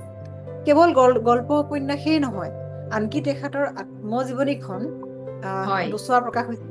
জুৰি দত্ত বাইদেৱে কৈছিলে যে হাঁহি আৰু চকুলো শৈশৱ, আৰু যিখন দ্বিতীয়খন কি আছিল জুৰি বাইদেউ? সংগ্ৰাম কৈশোৰ কি কয় জীৱন, সেইখন আচলতে প্ৰকাশ হোৱা নাই, হয় প্ৰকাশ আলোচনীখনত চোৱাকৈ প্ৰকাশ পাই আছিলে, এতিয়া কিতাপ হিচাপে প্ৰকাশ হৈ থকা নাই। যিয়ে নহওক, দ্বিতীয়খন হয় দুয়োখনেই চোৱাকৈ এখন খণ্ড প্ৰকাশ হৈছিলে। আমি যদি হাঁহি আৰু চকুলোৰ শৈশৱ এইখনলৈ চাওঁ, তেতিয়াই দেখা যায় যে full of anthropological information, Yes. Full of information, তথ্যৰে ভৰি আছে, ইমানেই ভৰি আছে যে সেই সময়ৰ অৰুণাচলখন চাবৰ কাৰণে, জানিবৰ কাৰণে আমি বেলেগকৈ কিতাপ নপঢ়ি সেইখন পঢ়িলেও হয়, সেইখনৰ আঁত ধৰি আমি আগত পাৰোঁ। ঠিক একেদৰে ইতিমধ্যে আকাশদীপ্ত ঠাকুৰে কৈছে, তেখেতে জনাইছে লিংজিক বা মুখৰ হৃদয়ৰ কথা। বিভিন্ন ঠাইত বিভিন্ন ইণ্টাৰভিউত বিভিন্ন ধৰণে লেখক ঠংচি ছাৰে নিজেই কৈছে যে এইবোৰ আচলতে বহুখিনি সঁচা চৰিত্ৰ। যেনে তেওঁ নিজৰে ককায়েক মুখৰ হৃদয়ৰ এটা চৰিত্ৰ আছিলে। তেওঁ নিজেই কৈছে যে সহোদৰা ভগ্নী, জ্যেষ্ঠ ভগ্নীয়ে সেই সময়ত, যি সময়ত ৰাস্তা তৈয়াৰ কৰা হৈছিলে, তেওঁ তাত কাম কৰিছিলে, ককায়েকে কাম কৰিছিলে, বায়েকে কাম কৰিছিলে পাল পাতি পাতি, আৰু বিভিন্ন ধৰণৰ বৰ্ণনা দেখিছিলে যে কৰোঁতে। হয় হয় হয়, তেওঁ স্কুলৰ পৰা উভতি আহোঁতে দেখিছিলে। আৰু শকতা মানুহৰ কিন্তু লগতে আৰু এটা আছে দেই, গল্প এটা আছে, মাংস গল্পটো। তাতো কিন্তু হয় হয়, আমি সাধাৰণতে শকতা মানুহ পৰম্পৰাটো মনপা এই যিটো 108 টুকুৰা কৰি কাটি নদীত উটুৱাই দিয়ে, এই আচৰিত ধৰণৰ পৰম্পৰাটো আমাৰ কাৰণে আচলতে আচৰিত, কিন্তু তেওঁলোকৰ কাৰণে কিন্তু তেওঁলোকৰ পৰম্পৰা আৰু তেওঁলোকৰ নিজস্ব আছে। হয়, এইটো পুণ্যৰ কাম বুলি ধৰা হয়, যি এই শকাতে তেওঁ পুণ্যৱান লোক বুলি ধৰা হয়। এই একেখিনি বৰ্ণনা কিন্তু একেবাৰে চুটিকে মাংস গল্পটো আছে, যে নদীৰ পাৰত কেনেকৈ মানুহ এগৰাকী চোৱাচোৱাকৈ কাটি আছিলে, আৰু মুখ্য চৰিত্ৰটোৱে ভাবিছিল যে খাবৰ কাৰণে কিবা মাংস কাটিছে। শেষ মুহূৰ্তত গম পোৱা যায় যে নহয়, মৃত মহিলা এগৰাকীৰ কাটি থকা হৈছিলে আৰু মূৰটো তেওঁলোকে আগবঢ়াই দিছিলে। এইখিনিতে গল্পটো শেষ হয়। ঠিক এনেকুৱা ধৰণৰ পৰম্পৰাবোৰৰ বিষয়ে আমি কেতিয়াও নাজানিলোহেঁতেন। যেনে ধৰা হ'ল লাজু নক্টে বুলি যিটো চাব নক্টে এটা জনগোষ্ঠী আছে, চাব বুলি ক'ব পাৰি লাজু নক্টেসকলৰ যিটো পৰম্পৰা, সেইটো পাহাৰৰ ছাঁ গল্পত বৰ্ণনা কৰা হৈছে। সেই পৰম্পৰা বৰ্ণনা কৰিবলৈ কিন্তু যথেষ্ট সাহসো লাগিব, কাৰণ বৰ্তমান সমাজৰ শিক্ষিতসকলে হয়তো মানিও নল'ব যে এই পৰম্পৰা এসময়ত আছিল, যে বিয়াৰ আগতে বিবাহযোগ্য কন্যাগৰাকী সন্তান জন্ম দিব লাগিব, সেই সন্তানক মাৰিহে তাৰপিছত তেওঁ বিয়া হ'ব। এতিয়া আমি আচলতে যিটো আপুনি ক'লে যে তেওঁ সাংঘাতিক ধৰণে ইনচাইডাৰ, হয়, তেওঁ সাংঘাতিক ধৰণে ইনচাইডাৰ আৰু সাংঘাতিক ধৰণে তেওঁ আনবায়াছড নেৰেটৰ, তেওঁ নিৰপেক্ষভাৱে বৰ্ণনা কৰি তেওঁৰ মন্তব্য দাঙি নধৰে। হয়, তেখেতৰ গল্প উপন্যাস, আনকি আত্মজীৱনীটো ক'তো তেখেতে মন্তব্য দাঙি নধৰে যে এইটো জনগোষ্ঠীয় পৰম্পৰা ভাল নহয়, বা এইটো জনগোষ্ঠীয় পৰম্পৰা আমাৰটোহে শ্ৰেষ্ঠ, এনেকুৱা ধৰণৰ মন্তব্য দাঙি নধৰে। চৰিত্ৰবোৰৰ মাধ্যমেৰে যদিও কেতিয়াবা দাঙি ধৰে, তাত কিন্তু আচলতে নৃতত্বৰ ইনফৰমেশ্যন বা সমল বা কিছুমান তথ্যহে পোৱা যায়। আৰু এই ক্ষেত্ৰত আমি আৰু এটা কথা মন কৰিব লাগিব যে তেখেত ইনচাইডাৰ হোৱাৰ কাৰণে এটাটো হৈছে তেখেত স্বাধীনতাৰ মাত্ৰ 5 বছৰৰ পিছতে 1952 চনত একেবাৰে ভিতৰুৱা জগং বুলি যিটো কয়, যি গাঁও বা শ্বেৰগাঁৱত জন্ম হৈছিলে। তেওঁৰ জন্মই হৈছিলে তেনেকুৱা এটা পৰিৱেশত। তেওঁ অতি স্বাভাৱিকভাৱেই তেওঁ জনগোষ্ঠীয় জীৱনৰ মাজতে ডাঙৰ হৈছে, তেওঁ ইনচাইডাৰ, তেওঁ তাতেই জন্ম হৈছে, সেইটো এটা কাৰণ। তাৰ উপৰিও তেওঁ যেতিয়া আৰু এটা দিশ আছে যে তেখেতে যেতিয়া 1976 চনত স্নাতকোত্তৰ ডিগ্ৰী লাভ কৰিলে গুৱাহাটী বিশ্ববিদ্যালয়ৰ পৰা, তাৰ ঠিক পিছৰ বছৰতে 1977 চনৰ পৰা তেখেতে প্ৰশাসনিক সেৱাত যোগ দিছিলে। আৰু প্ৰশাসনিক বিষয়া হিচাপে তেওঁ অৰুণাচলৰ বিভিন্ন ভিতৰুৱা ঠাইত মকৰল হৈছিল। তেখেতে বিভিন্ন ঠাইত চাকৰি কৰিছিলে, আৰু যি ঠাইতে চাকৰি কৰিছিলে, তেওঁ যিহেতু জন্মগতভাৱে স্বভাৱগতভাৱে তেখেত এগৰাকী নৃতত্ত্ববিদ এগৰাকী তেখেতৰ মাজত সোমাই আছে। য'তেই তেখেতৰ চাকৰি হৈছিলে তাতে তেওঁ জনগোষ্ঠী অধ্যয়ন কৰিছিলে। এইবোৰ জনগোষ্ঠী, যিবোৰ জনগোষ্ঠী তেওঁৰ নিজৰ জনগোষ্ঠীটো নহয়, চেৰডুকপেনৰ উপৰিও বিভিন্ন জনগোষ্ঠীৰ বিষয়ে তেওঁ অধ্যয়ন কৰিছিলে। আৰু এই ক্ষেত্ৰত তেওঁৰ এটা সুবিধা আছিলে, সেই সুবিধাটো হৈছে তেওঁৰ যথেষ্ট অথেণ্টিক ৰিচোৰ্চ পাৰ্চন, একদম নিৰ্ভৰযোগ্য, অধ্যয়নযোগ্য সমল ব্যক্তি তেওঁৰ আছিলে। আৰু সেয়া হয়তো তেওঁৰ বন্ধু বান্ধৱ, মিতিৰ কুটুম, বংশ পৰিয়াল, অথবা তেওঁৰ সহকৰ্মী, অথবা তেওঁ লগ পোৱা বিভিন্ন ধৰণৰ গাঁৱৰ ৰাইজ, এই গোটেইবোৰ দিশ মিলি তেওঁক এজন প্ৰকৃত নৃতত্ত্ববিদ কৰি তুলিলে। আৰু এইখিনিতে মই আৰু এটা কথা ক'বই লাগিব যে আমি যেতিয়া তেখেতৰ সাহিত্যকৰ্মৰ বিষয়ে আলোচনা কৰোঁ, কিতাপখন হৈ নোলালে কিতাপখন আছিলে চেৰডুকপেন জনজাতিৰ ইতিবৃত্ত। হয় হয়, চেৰডুকপেন জনজাতিৰ ইতিবৃত্ত। এগৰাকী শিক্ষকৰ অনুপ্ৰেৰণাত তেওঁ এই কিতাপখন স্কুলীয়া জীৱনতে লিখিছিলে, আৰু সেইখিনি লিখিবলৈ যাওঁতে তেওঁ যিখিনি কথা উল্লেখ কৰিছে আচলতে নৃতত্ব বিজ্ঞানৰ সম্পূৰ্ণ তথ্য তাত আছে। লগতে ক্ষেত্ৰ অধ্যয়নৰ ক্ষেত্ৰত কি কি ভুল হ'ব পাৰে, কেনেকুৱা অসুবিধাৰ সন্মুখীন হ'ব পাৰে, সেয়া তেওঁ ছাত্ৰ অৱস্থাতে বুজি উঠিছিলে। যেনে ধৰা তেখেতে কৈছিলে যে গাঁৱৰ বুঢ়া মানুহৰ পৰা কিছুমান তথ্য সংগ্ৰহ কৰিছিলে, সেই তথ্য কিন্তু শুদ্ধ নাছিল বুলি তেওঁ দেৰিকে গম পালে। কাৰণ এই যে নিজৰ জনগোষ্ঠীক গ্লৰিফাই কৰাৰ প্ৰৱণতাটো সেইটো তেওঁলোকৰ মাজত অকণ আছিলে। এই দিশটো কিন্তু তেওঁ তেতিয়াতে বুজি উঠিছিলে। ইতিমধ্যে জুৰি বাইদেৱে কামেং সীমান্তৰ সাধুৰ কথা কৈছিলে, সেইটো কিন্তু তেখেতে সংগ্ৰাহকৰ দৰে কাম কৰিছে।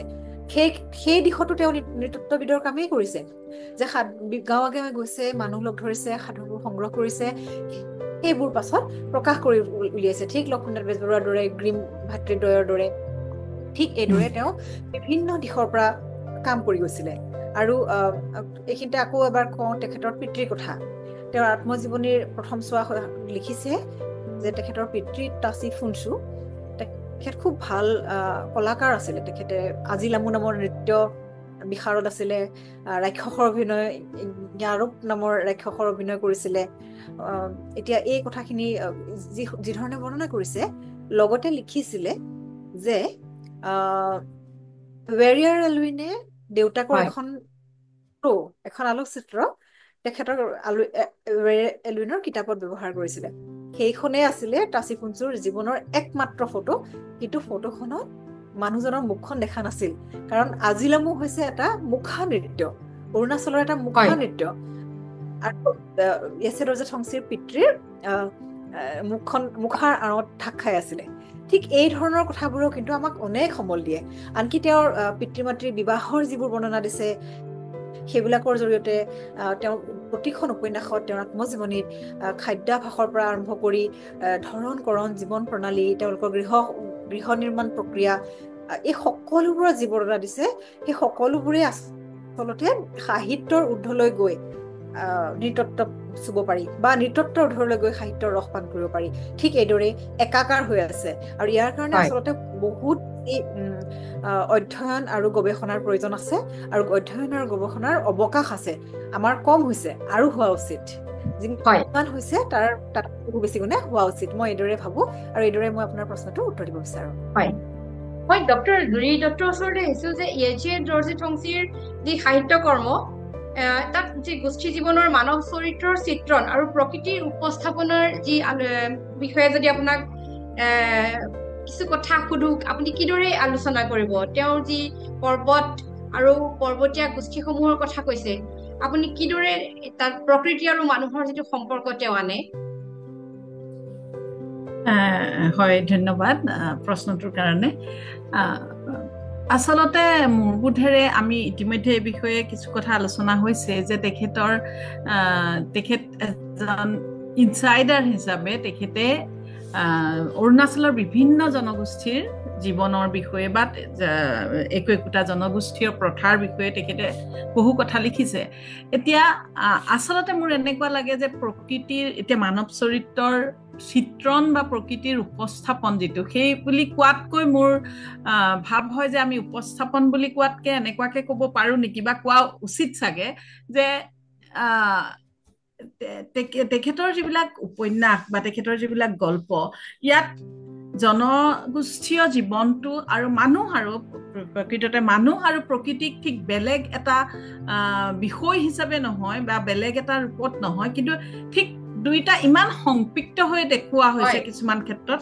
ইতিমধ্যে আলোচনা কৰা হৈছে কথা মানুহৰ কথা, আৰু কোনোবাই এটা কথাত মই পঢ়িছিলো এটা সমালোচনা, যে অলৌকিক শব্দটো ব্যৱহাৰ কৰিছিলে, যে শেষত যিটো মানে যিটো দৃশ্য আমি দেখো, যে এই আনে চাংগে নৰলজম, যিগৰাকী বৌদ্ধ সন্যাসিনী, তেওঁৰ কেনেধৰণেৰে মানে মৃত্যুৰ পিছত, তেওঁৰ মানে শটো 108 টুকুৰা কৰি কাটাৰ পিছত তেতিয়া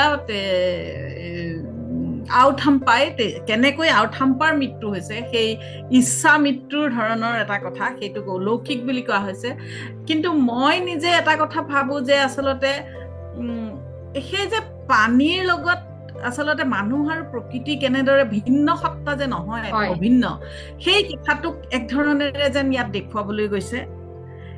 এই বিভিন্ন ধৰণৰ তেওঁৰ উপন্যাসত আমি যদি প্ৰকৃতিৰ উপস্থাপন বুলি ক'বলৈও যাওঁ, তেতিয়াও আমি দেখো যে প্ৰকৃতিৰ বৰ্ণনাৰ কথা বহুত আছে, সেইটো বেলেগ কথাই।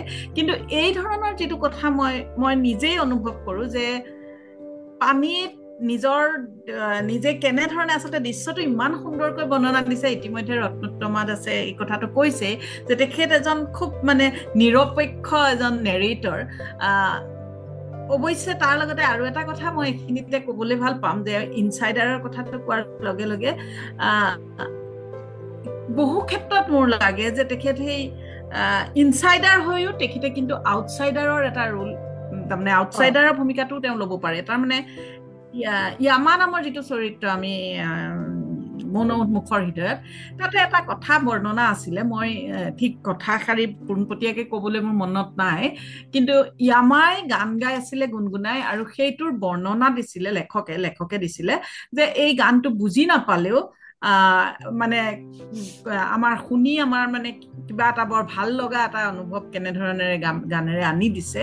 সেই কথাটো কওঁতে তেখেত কিন্তু তেতিয়া যেন ইনচাইডাৰ নহয় কেতিয়াবা, তেনেকুৱা ধৰণৰ এটা, তাৰমানে বহু সময়ত এনেকুৱা লাগে যে তেখেতৰ উপন্যাস গল্প বা তেখেতৰ গল্পৰ বা উপন্যাসৰ প্ৰায় 90% চৰিত্ৰই নিশ্চয় জনগোষ্ঠীয় চৰিত্ৰ। কিন্তু তৎসত্ত্বেও কিন্তু আমাৰ এনেকুৱা লাগে মোৰ বোধেৰে যে তেখেতৰ এই জনগোষ্ঠীয় চৰিত্ৰ থকা স্বত্তেও বা তেখেতৰ উপন্যাস বা গল্পই জনজাতীয় বা জনগোষ্ঠীয় চৰিত্ৰৰ বৈশিষ্ট্যৰ স্বত্তেও ই এটা খুব সাৰ্বজনীন এটা আবেদন ইয়াৰ থাকে। আৰু তাৰ মূলতে আচলতে মই ভাবো যে কেৱল জনজাতীয় একোখন সমাজ বা একোটা জনজাতীয় প্ৰথা সেইখিনিৰ বাহিৰেও এনেকুৱা এটা দিশ ইয়াৰ আছে যিটোৱে প্ৰত্যেকখন উপন্যাসকে আমাৰ সকলোৰে পঢ়ুৱৈৰ মানে একেবাৰে নিজৰ মানে আমাৰ কাৰণে আকৰ্ষণীয় কৰি তোলে। আৰু এই যিটো মানে আপুনি যিটো ক'লে যে জনগোষ্ঠীয় জীৱনৰ সৈতে সাঙুৰ খাই থকা পাহাৰীয়া পৰিৱেশৰ, সেইটোৰ কথাত আচলতে আমি সেইকাৰণেই তেনেকুৱা আমি যিকোনো ধৰণৰ জনজাতীয় জীৱন ভিত্তিক উপন্যাসৰ কথা যদি আমি আলোচনা কৰিবলৈ যাওঁ অসমীয়াত, তেতিয়াহ'লে একেবাৰে পোনপ্ৰথমেই বুলিয়ে কৈছোঁ আমি য়েছে দৰ্জে ঠংচিৰ নাম ল'বই লাগিব। আমি প্ৰথমতেই আমাৰ অসমীয়া সাহিত্যত তেনেকুৱা জনজাতীয় জীৱন ভিত্তিক উপন্যাসৰ কথা ক'লে মিৰিজীয়ৰীক কওঁ, তেতিয়া আমি এটা কথা কওঁ যে ইয়াক সোৱণশিৰি এখন নৈ হৈ নাই, ই এটা চৰিত্ৰৰ নিচিনা হৈ গৈছে।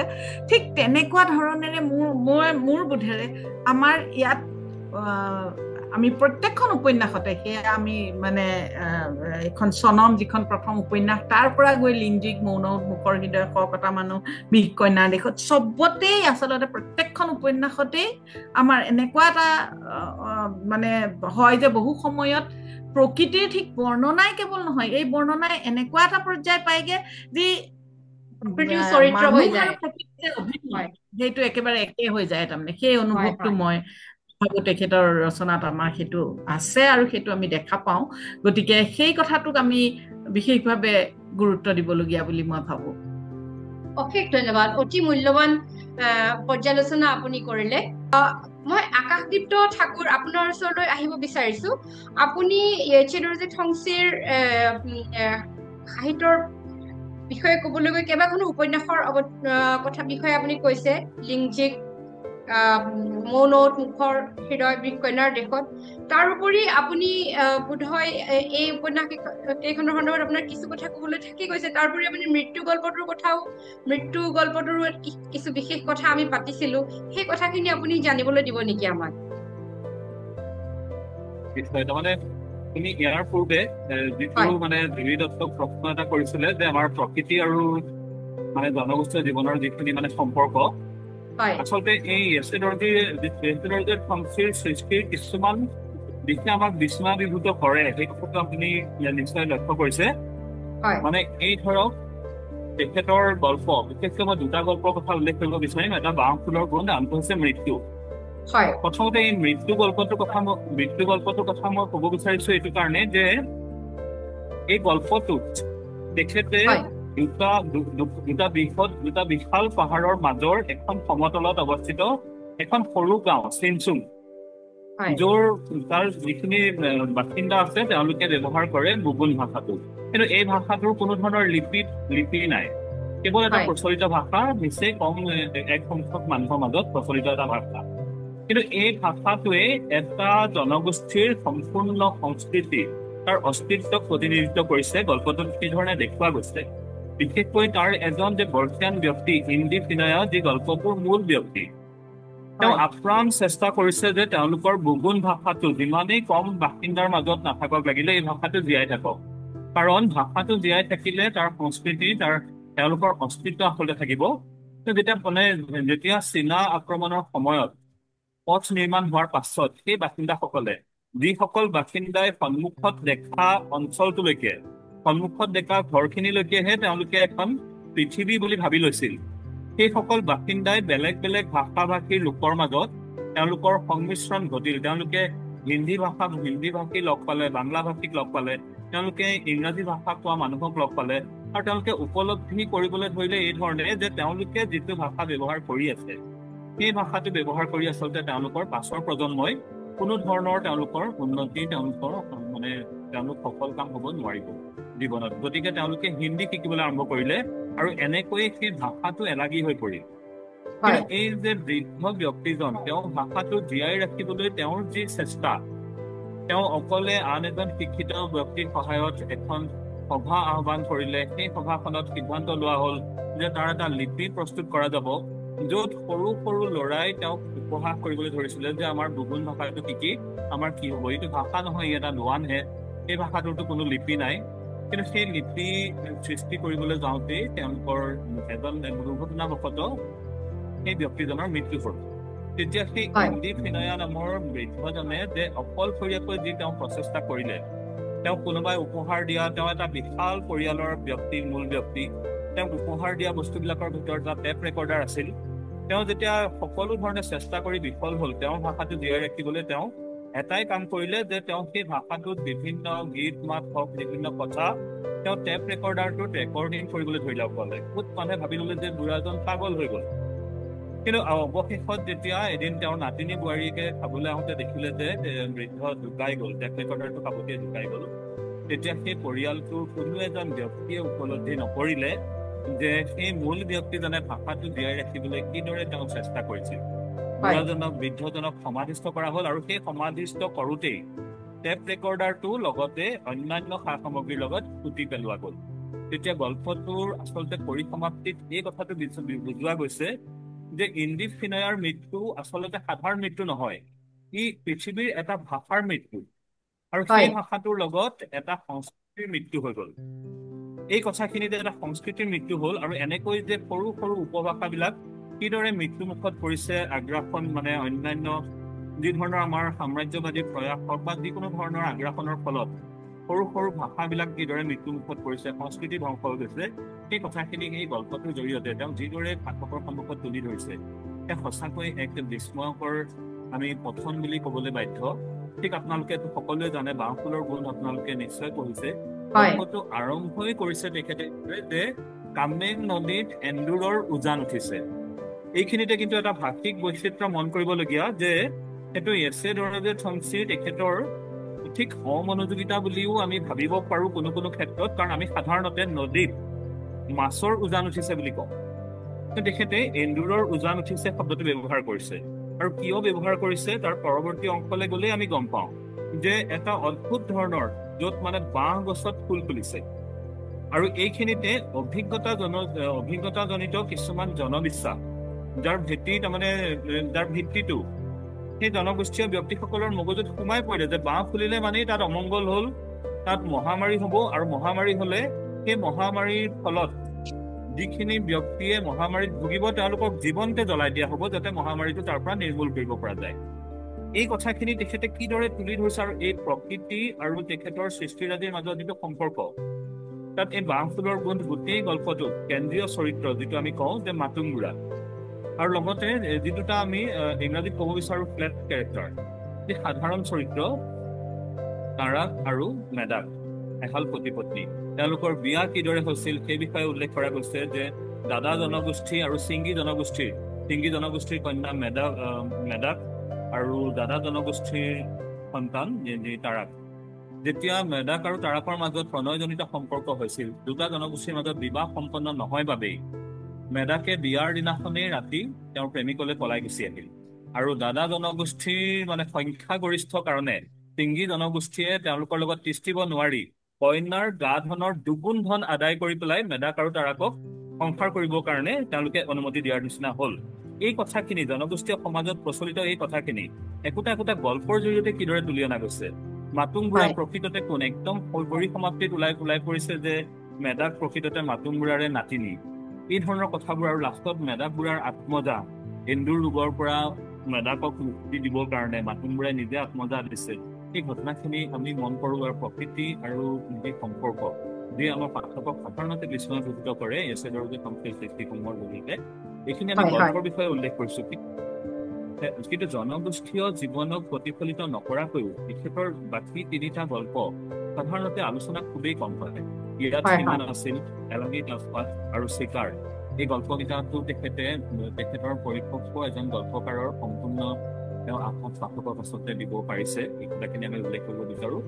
আৰু এই যে আপুনি কৈছিল যে কিছুমান বিশেষ কিদৰে বিস্ময়াভিভূত কৰে প্ৰকৃতিৰ লগত সম্পৰ্ক ৰাখোতে, এই যে আমি শৱকতা মানুহ উপন্যাসখনৰ শেষৰ পৰ্যায়ৰ কথাটো, নদীত তেওঁলোকে জনগোষ্ঠীয় মানুহে শৱটো 108 টুকুৰা বিশ্বাস কাটি দিয়াৰ উপৰিও তেওঁলোকে বিশ্বাস কৰে যে শৱটোৰ যদি মূৰটো পানীৰ প্ৰবল সোঁতে উটুৱাই লৈ গুচি যায় তেতিয়া মৃতকৰ কাৰণেও সেয়া আচলতে এটা খুব মানে ভাল বুলি, মংগলময় দিশ বুলি গণ্য কৰা হয় পৰিয়ালটোৰ কাৰণে।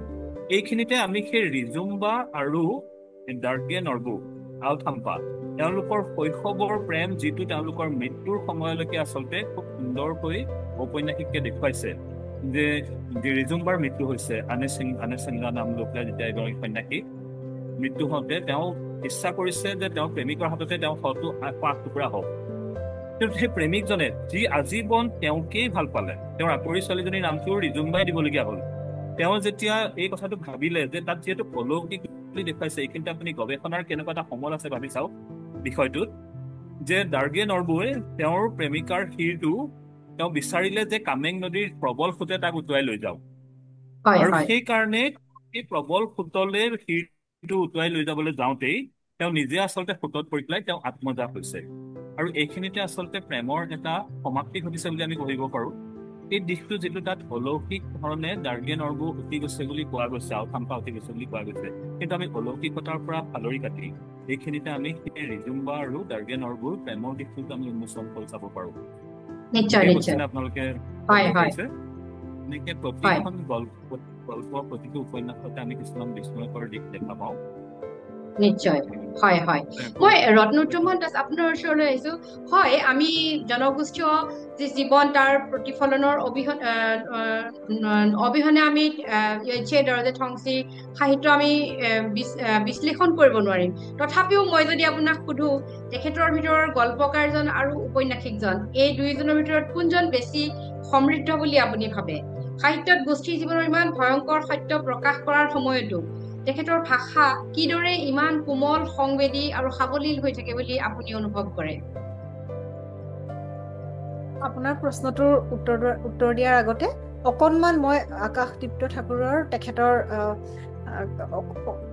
উত্তৰটোৰ আঁত ধৰি এটা কথা কৈ দিওঁ যে তেওঁ 3টা গল্পৰ কথা কৈছিলে, এলাগী তাজপাত, ইয়াত সীমা নাছিল আৰু চিকাৰ।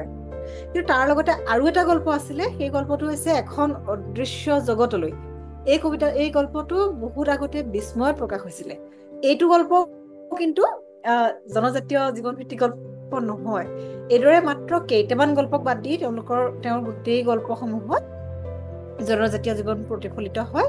আৰু এতিয়া সংকলন কেইখন মানে তেওঁৰ যে পাপৰ পুখুৰী আৰু এই সংকলন কেইখন মানে অন্যান্য গল্প এখনত সেই গল্পটো সন্নিৱিষ্ট কোনখনত হৈছিলে? হয় হয়, যিমান দূৰ মনত পৰে এখন অদৃশ্য জগতলৈ গল্পটো পাপৰ পুখুৰীত অন্তৰ্ভুক্ত হৈছে 2000 চনত প্ৰকাশ হোৱা পাৰ্কৰ পুখুৰী, যিখন গল্প সংকলনে কলাগুৰু বিষ্ণুপ্ৰসাদ ৰাভা বঁটা লাভ কৰিছিলে।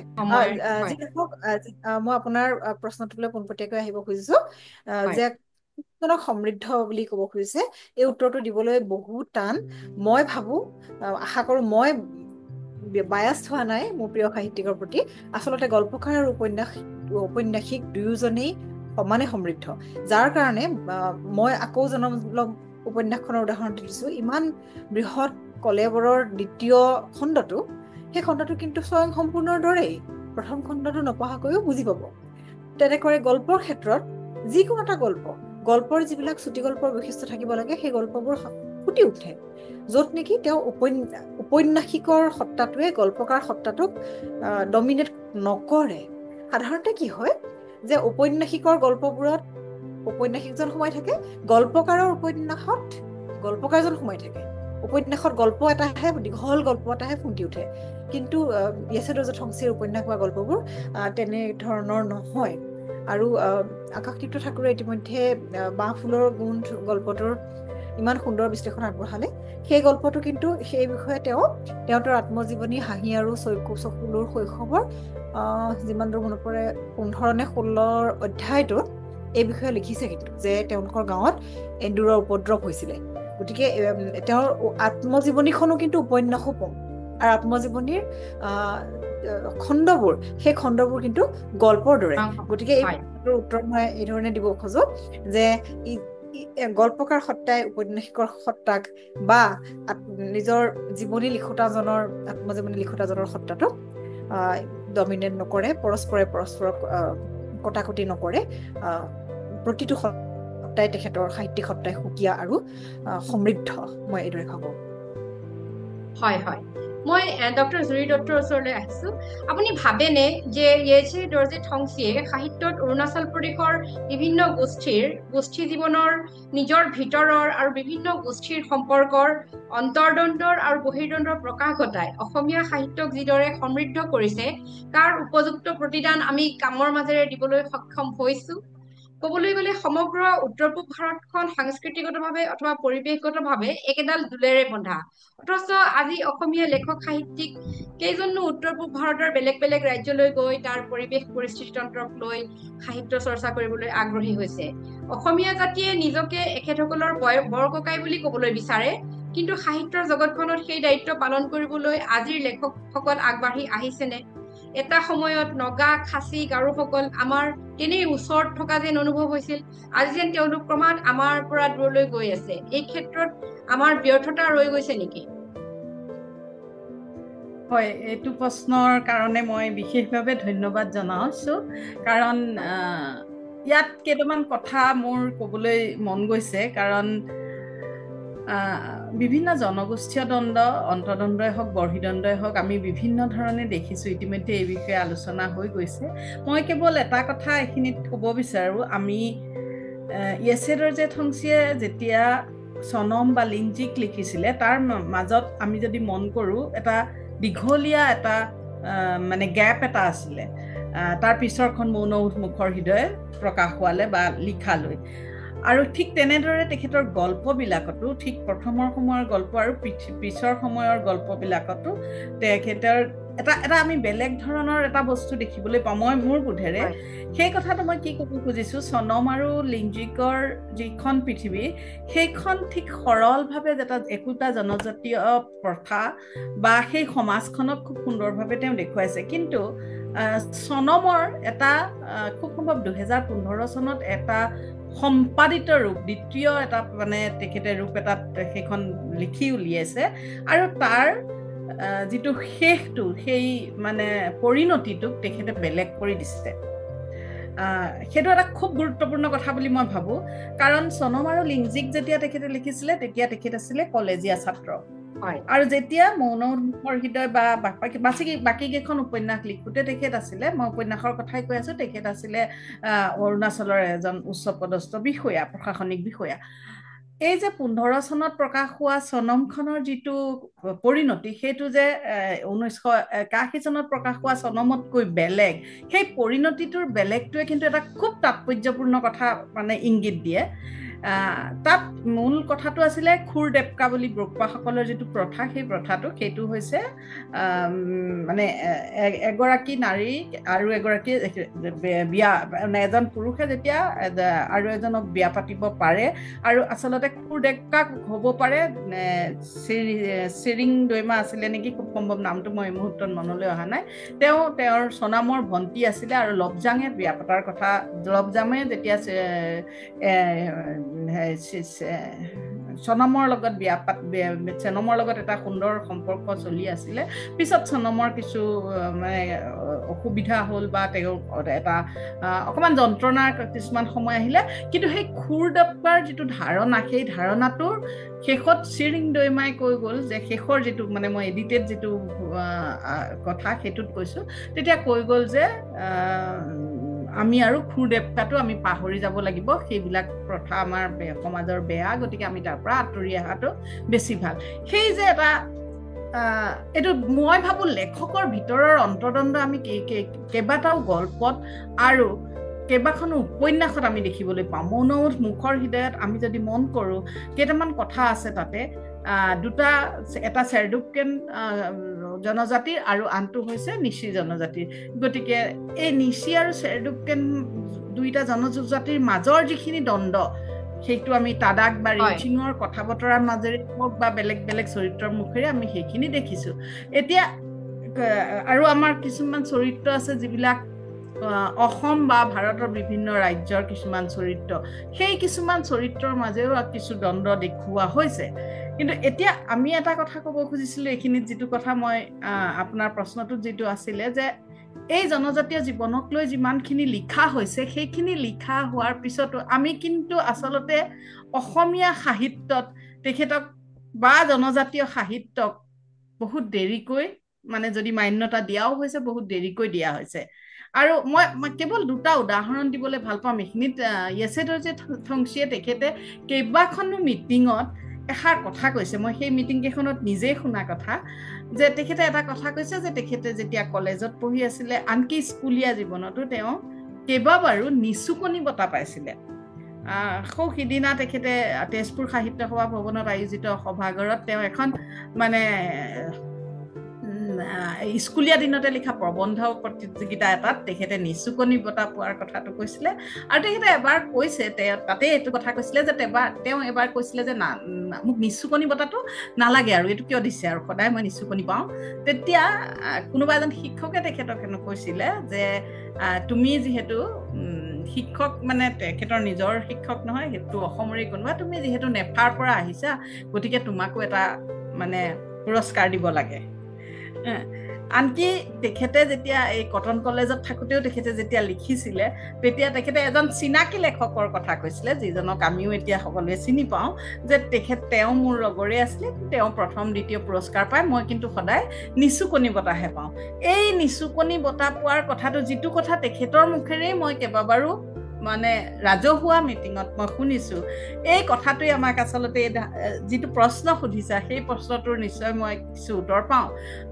মোৰ বোধেৰে আমি এই যে কেননিকেল সাহিত্যৰ এটা ধাৰা কথাটো, সেইটো আমি মুখতে সেইটো আমি নাকচ কৰোঁ বা সেইটোৰ কথাত অকণমান কেতিয়াবা আমি এনেকুৱা এটা কথা কওঁ, পণ্ডিতসকলেও ইনক্লুচিভনেছৰ কথা কয়, কিন্তু আৰু আচলতে কথাটো কিমান দূৰ মানে সফল বা আমি অন্তঃকৰণে কিমান বিশ্বাস কৰোঁ, সেইটোত এটা ডাঙৰ প্ৰশ্নবোধক চিন আছে বুলি মই ভাবোঁ। আমি প্ৰান্তীয় সাহিত্য মানে শব্দটোতে লৈ অৱশ্যে আমাৰ অকণমান সংকোচ মানে আছে, তথাপিও আমি যিখিনি মাৰ্জিনেলাইজ বুলি কওঁ, আৰু মূল সুঁতিৰ সাহিত্য, এই যিটো প্ৰভেদ, সেই প্ৰভেদটো আমি আচলতে আনুষ্ঠানিকভাৱে স্বীকাৰ নকৰিলেও এইটো প্ৰকৃতাৰ্থত আমাৰ ভিতৰত, আমাৰ চেতনাত, বেছিভাগ মানুহৰ চেতনাত একেবাৰে শিপাই আছে। সেইকাৰণে আমি মানে তথাকথিত কিছুমান ধ্ৰুপদী জাতীয় সাহিত্য, মানে ইতিমধ্যে সুপ্ৰতিষ্ঠিত বা দীঘলীয়া যেতিয়া সাহিত্যিক পৰম্পৰাৰে থকা, মানে পৰম্পৰা জড়িত একোটা সাহিত্যকৰ্মক আমি যি ধৰণেৰে মৰ্যাদা দিওঁ, ঠিক তেনেকুৱা মৰ্যাদা আমি জনজাতীয় লেখক এজনক, জনগোষ্ঠীয় ৰচনা এখনক তেনেকুৱাকৈ আমি নিদিওঁ।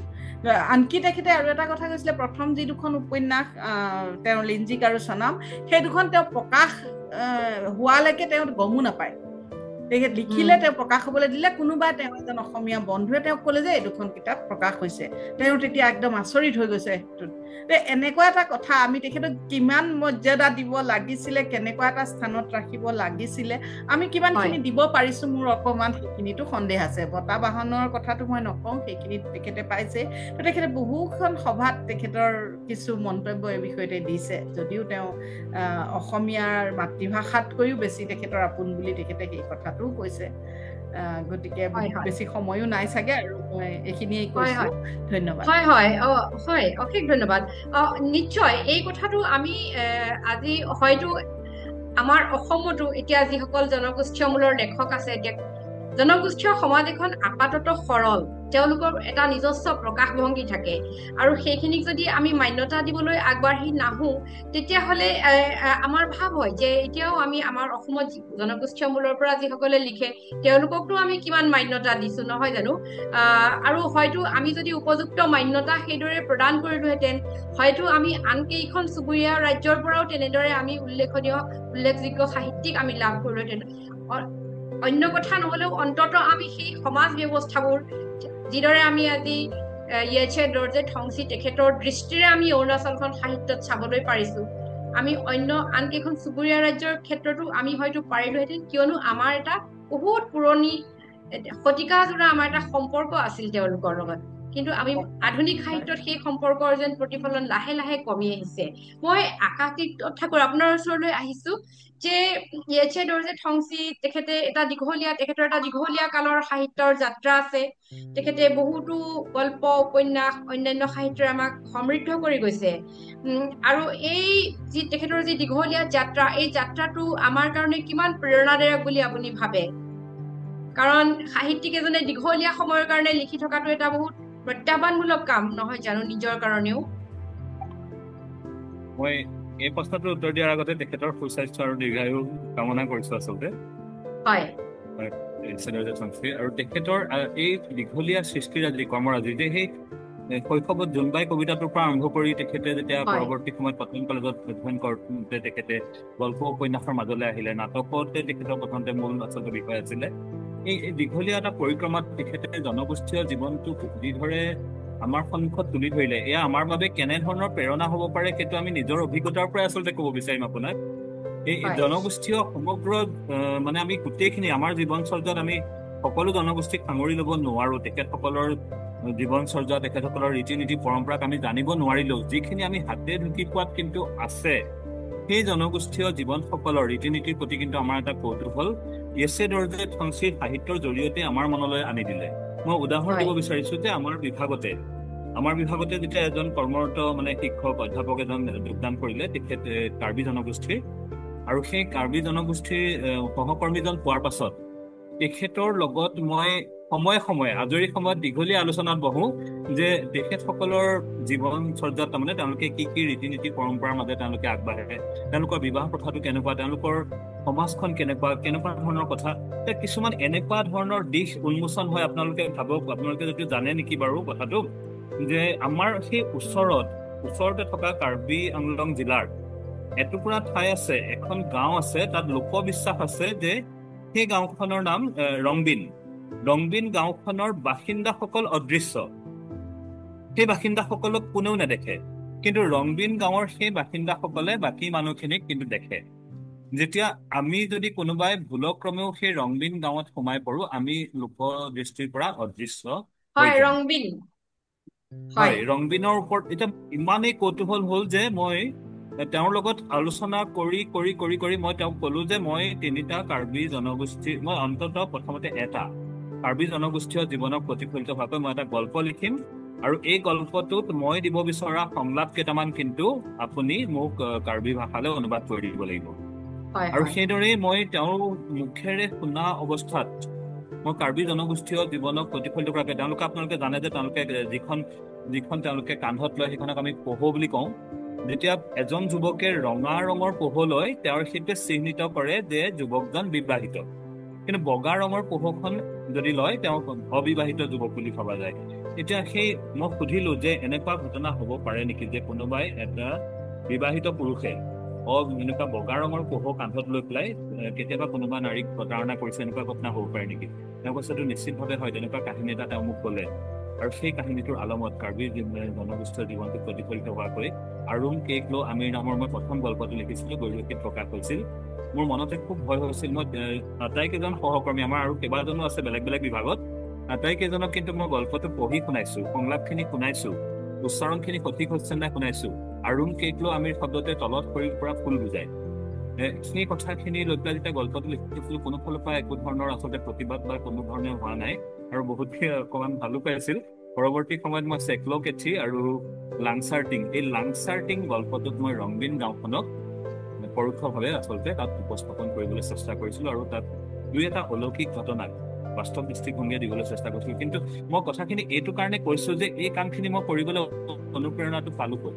ইয়েছে দৰজে ঠংচিৰ উপন্যাস সাহিত্যৰ মাজত আলোচনাৰ যিখিনি তেওঁৰ সৃষ্টিৰাজি, সেইখিনিৰ মাজত নিমজ্জিত হৈ প্ৰকৃত ৰসাস্বাদন কৰাৰ পাছত জনগোষ্ঠীয় সমাজখনৰ সহজ সৰল দিশবিলাকে অতিকৈ আকৰ্ষণ কৰিবলৈ ধৰিলে। কোনবিলাক দেখি আপোনালোকে মন কৰিব যে তাত এই মৌনমুঠ মুখৰ হৃদয় হওক বা সহকতা মানুহ হওক, তাত সহজ সৰল জীৱনটোক যিদৰে প্ৰতিফলিত কৰিছে, আমাৰ মাজত কেতিয়াবা সেইখিনি অবাস্তৱ যেন ভাৱ হ'ব পাৰে।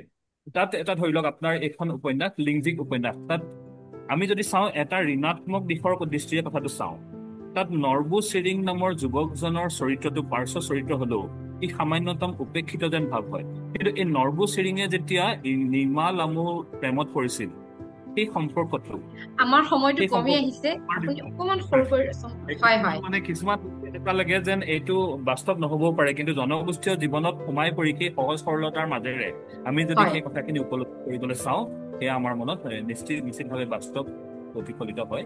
এই কথাখিনি আচলতে কোনো সময়ে বহুতখিনি সুবিধা দিয়া নাই, আৰু এনেকুৱা লাগিছে যেন কৈ গ'লে কৈ যাব বিচাৰিম। নিশ্চয়, হয় হয় হয়, অশেষ ধন্যবাদ। আমি আজি ইয়েছে দৰজে ঠংচি তেখেতৰ সাহিত্য কৃতিৰ বিষয়ে কিছু কথা আলোচনা কৰিছো। আচলতে আমাৰ দীঘলীয়া আলোচনাৰ অৱকাশ আছে। আজিৰ এই আলোচনাটিয়ে দেখুৱাই দিছে যে তেখেতৰ সাহিত্য কৃতি আৰু আজিৰ যি বিভিন্ন জাতি জনগোষ্ঠীৰ মাজত যি অবিশ্বাসৰ পৰিৱেশ উত্তৰ পূব ভাৰতৰ বা অসমৰ ভিতৰত, এই সকলোবিলাক মোকাবিলা যদি আমি সাহিত্যৰ মাজেৰে যদি এটা প্ৰচেষ্টা হিচাপে কৰিবলৈ চাওঁ, তেতিয়াহ'লে আমি হয়তো ইয়েছে দৰজে ঠংচি বা আমাৰ বীৰেন্দ্ৰ কুমাৰ ভট্টাচাৰ্য তেখেতসকলৰ সাহিত্যৰ হাত ধৰিয়েই আমি আগবাঢ়ি যাব লাগিব। গতিকে তেওঁলোক আমাৰ কাৰণে অতি ডাঙৰ প্ৰেৰণা। এই আলোচনাৰ আজি এটা আৰম্ভণি মাত্ৰ ঘটিছে, আমি এই আলোচনা নিশ্চয় আগবঢ়াই নিম। আপোনালোকৰ বহুমূলীয়া সময়, অনেক ব্যস্ততাৰ মাজতো আমাক এই সময়খিনি দিয়াৰ কাৰণে আপোনালোকক অশেষ ধন্যবাদ জনাইছো। অশেষ ধন্যবাদ ডক্টৰ জুৰি দত্ত, ডক্টৰ ৰত্নোত্তমা দাস, আকাশদীপ্ত ঠাকুৰ। আমি আকৌ লগ পাম। শ্ৰদ্ধাৰ বন্ধুসকল, আপোনালোকে নিশ্চয় এনেধৰণৰ আলোচনাৰ কাৰণে নিজাইন আলোচনীৰ কেণ্ডিড টক ফ্ৰম নৰ্থ ইষ্টৰ এই আলোচনাসমূহ শুনি থাকিব। অশেষ ধন্যবাদ। থেংক ইউ ছ' মাছ। আজিলৈ সামৰিছো। ধন্যবাদ।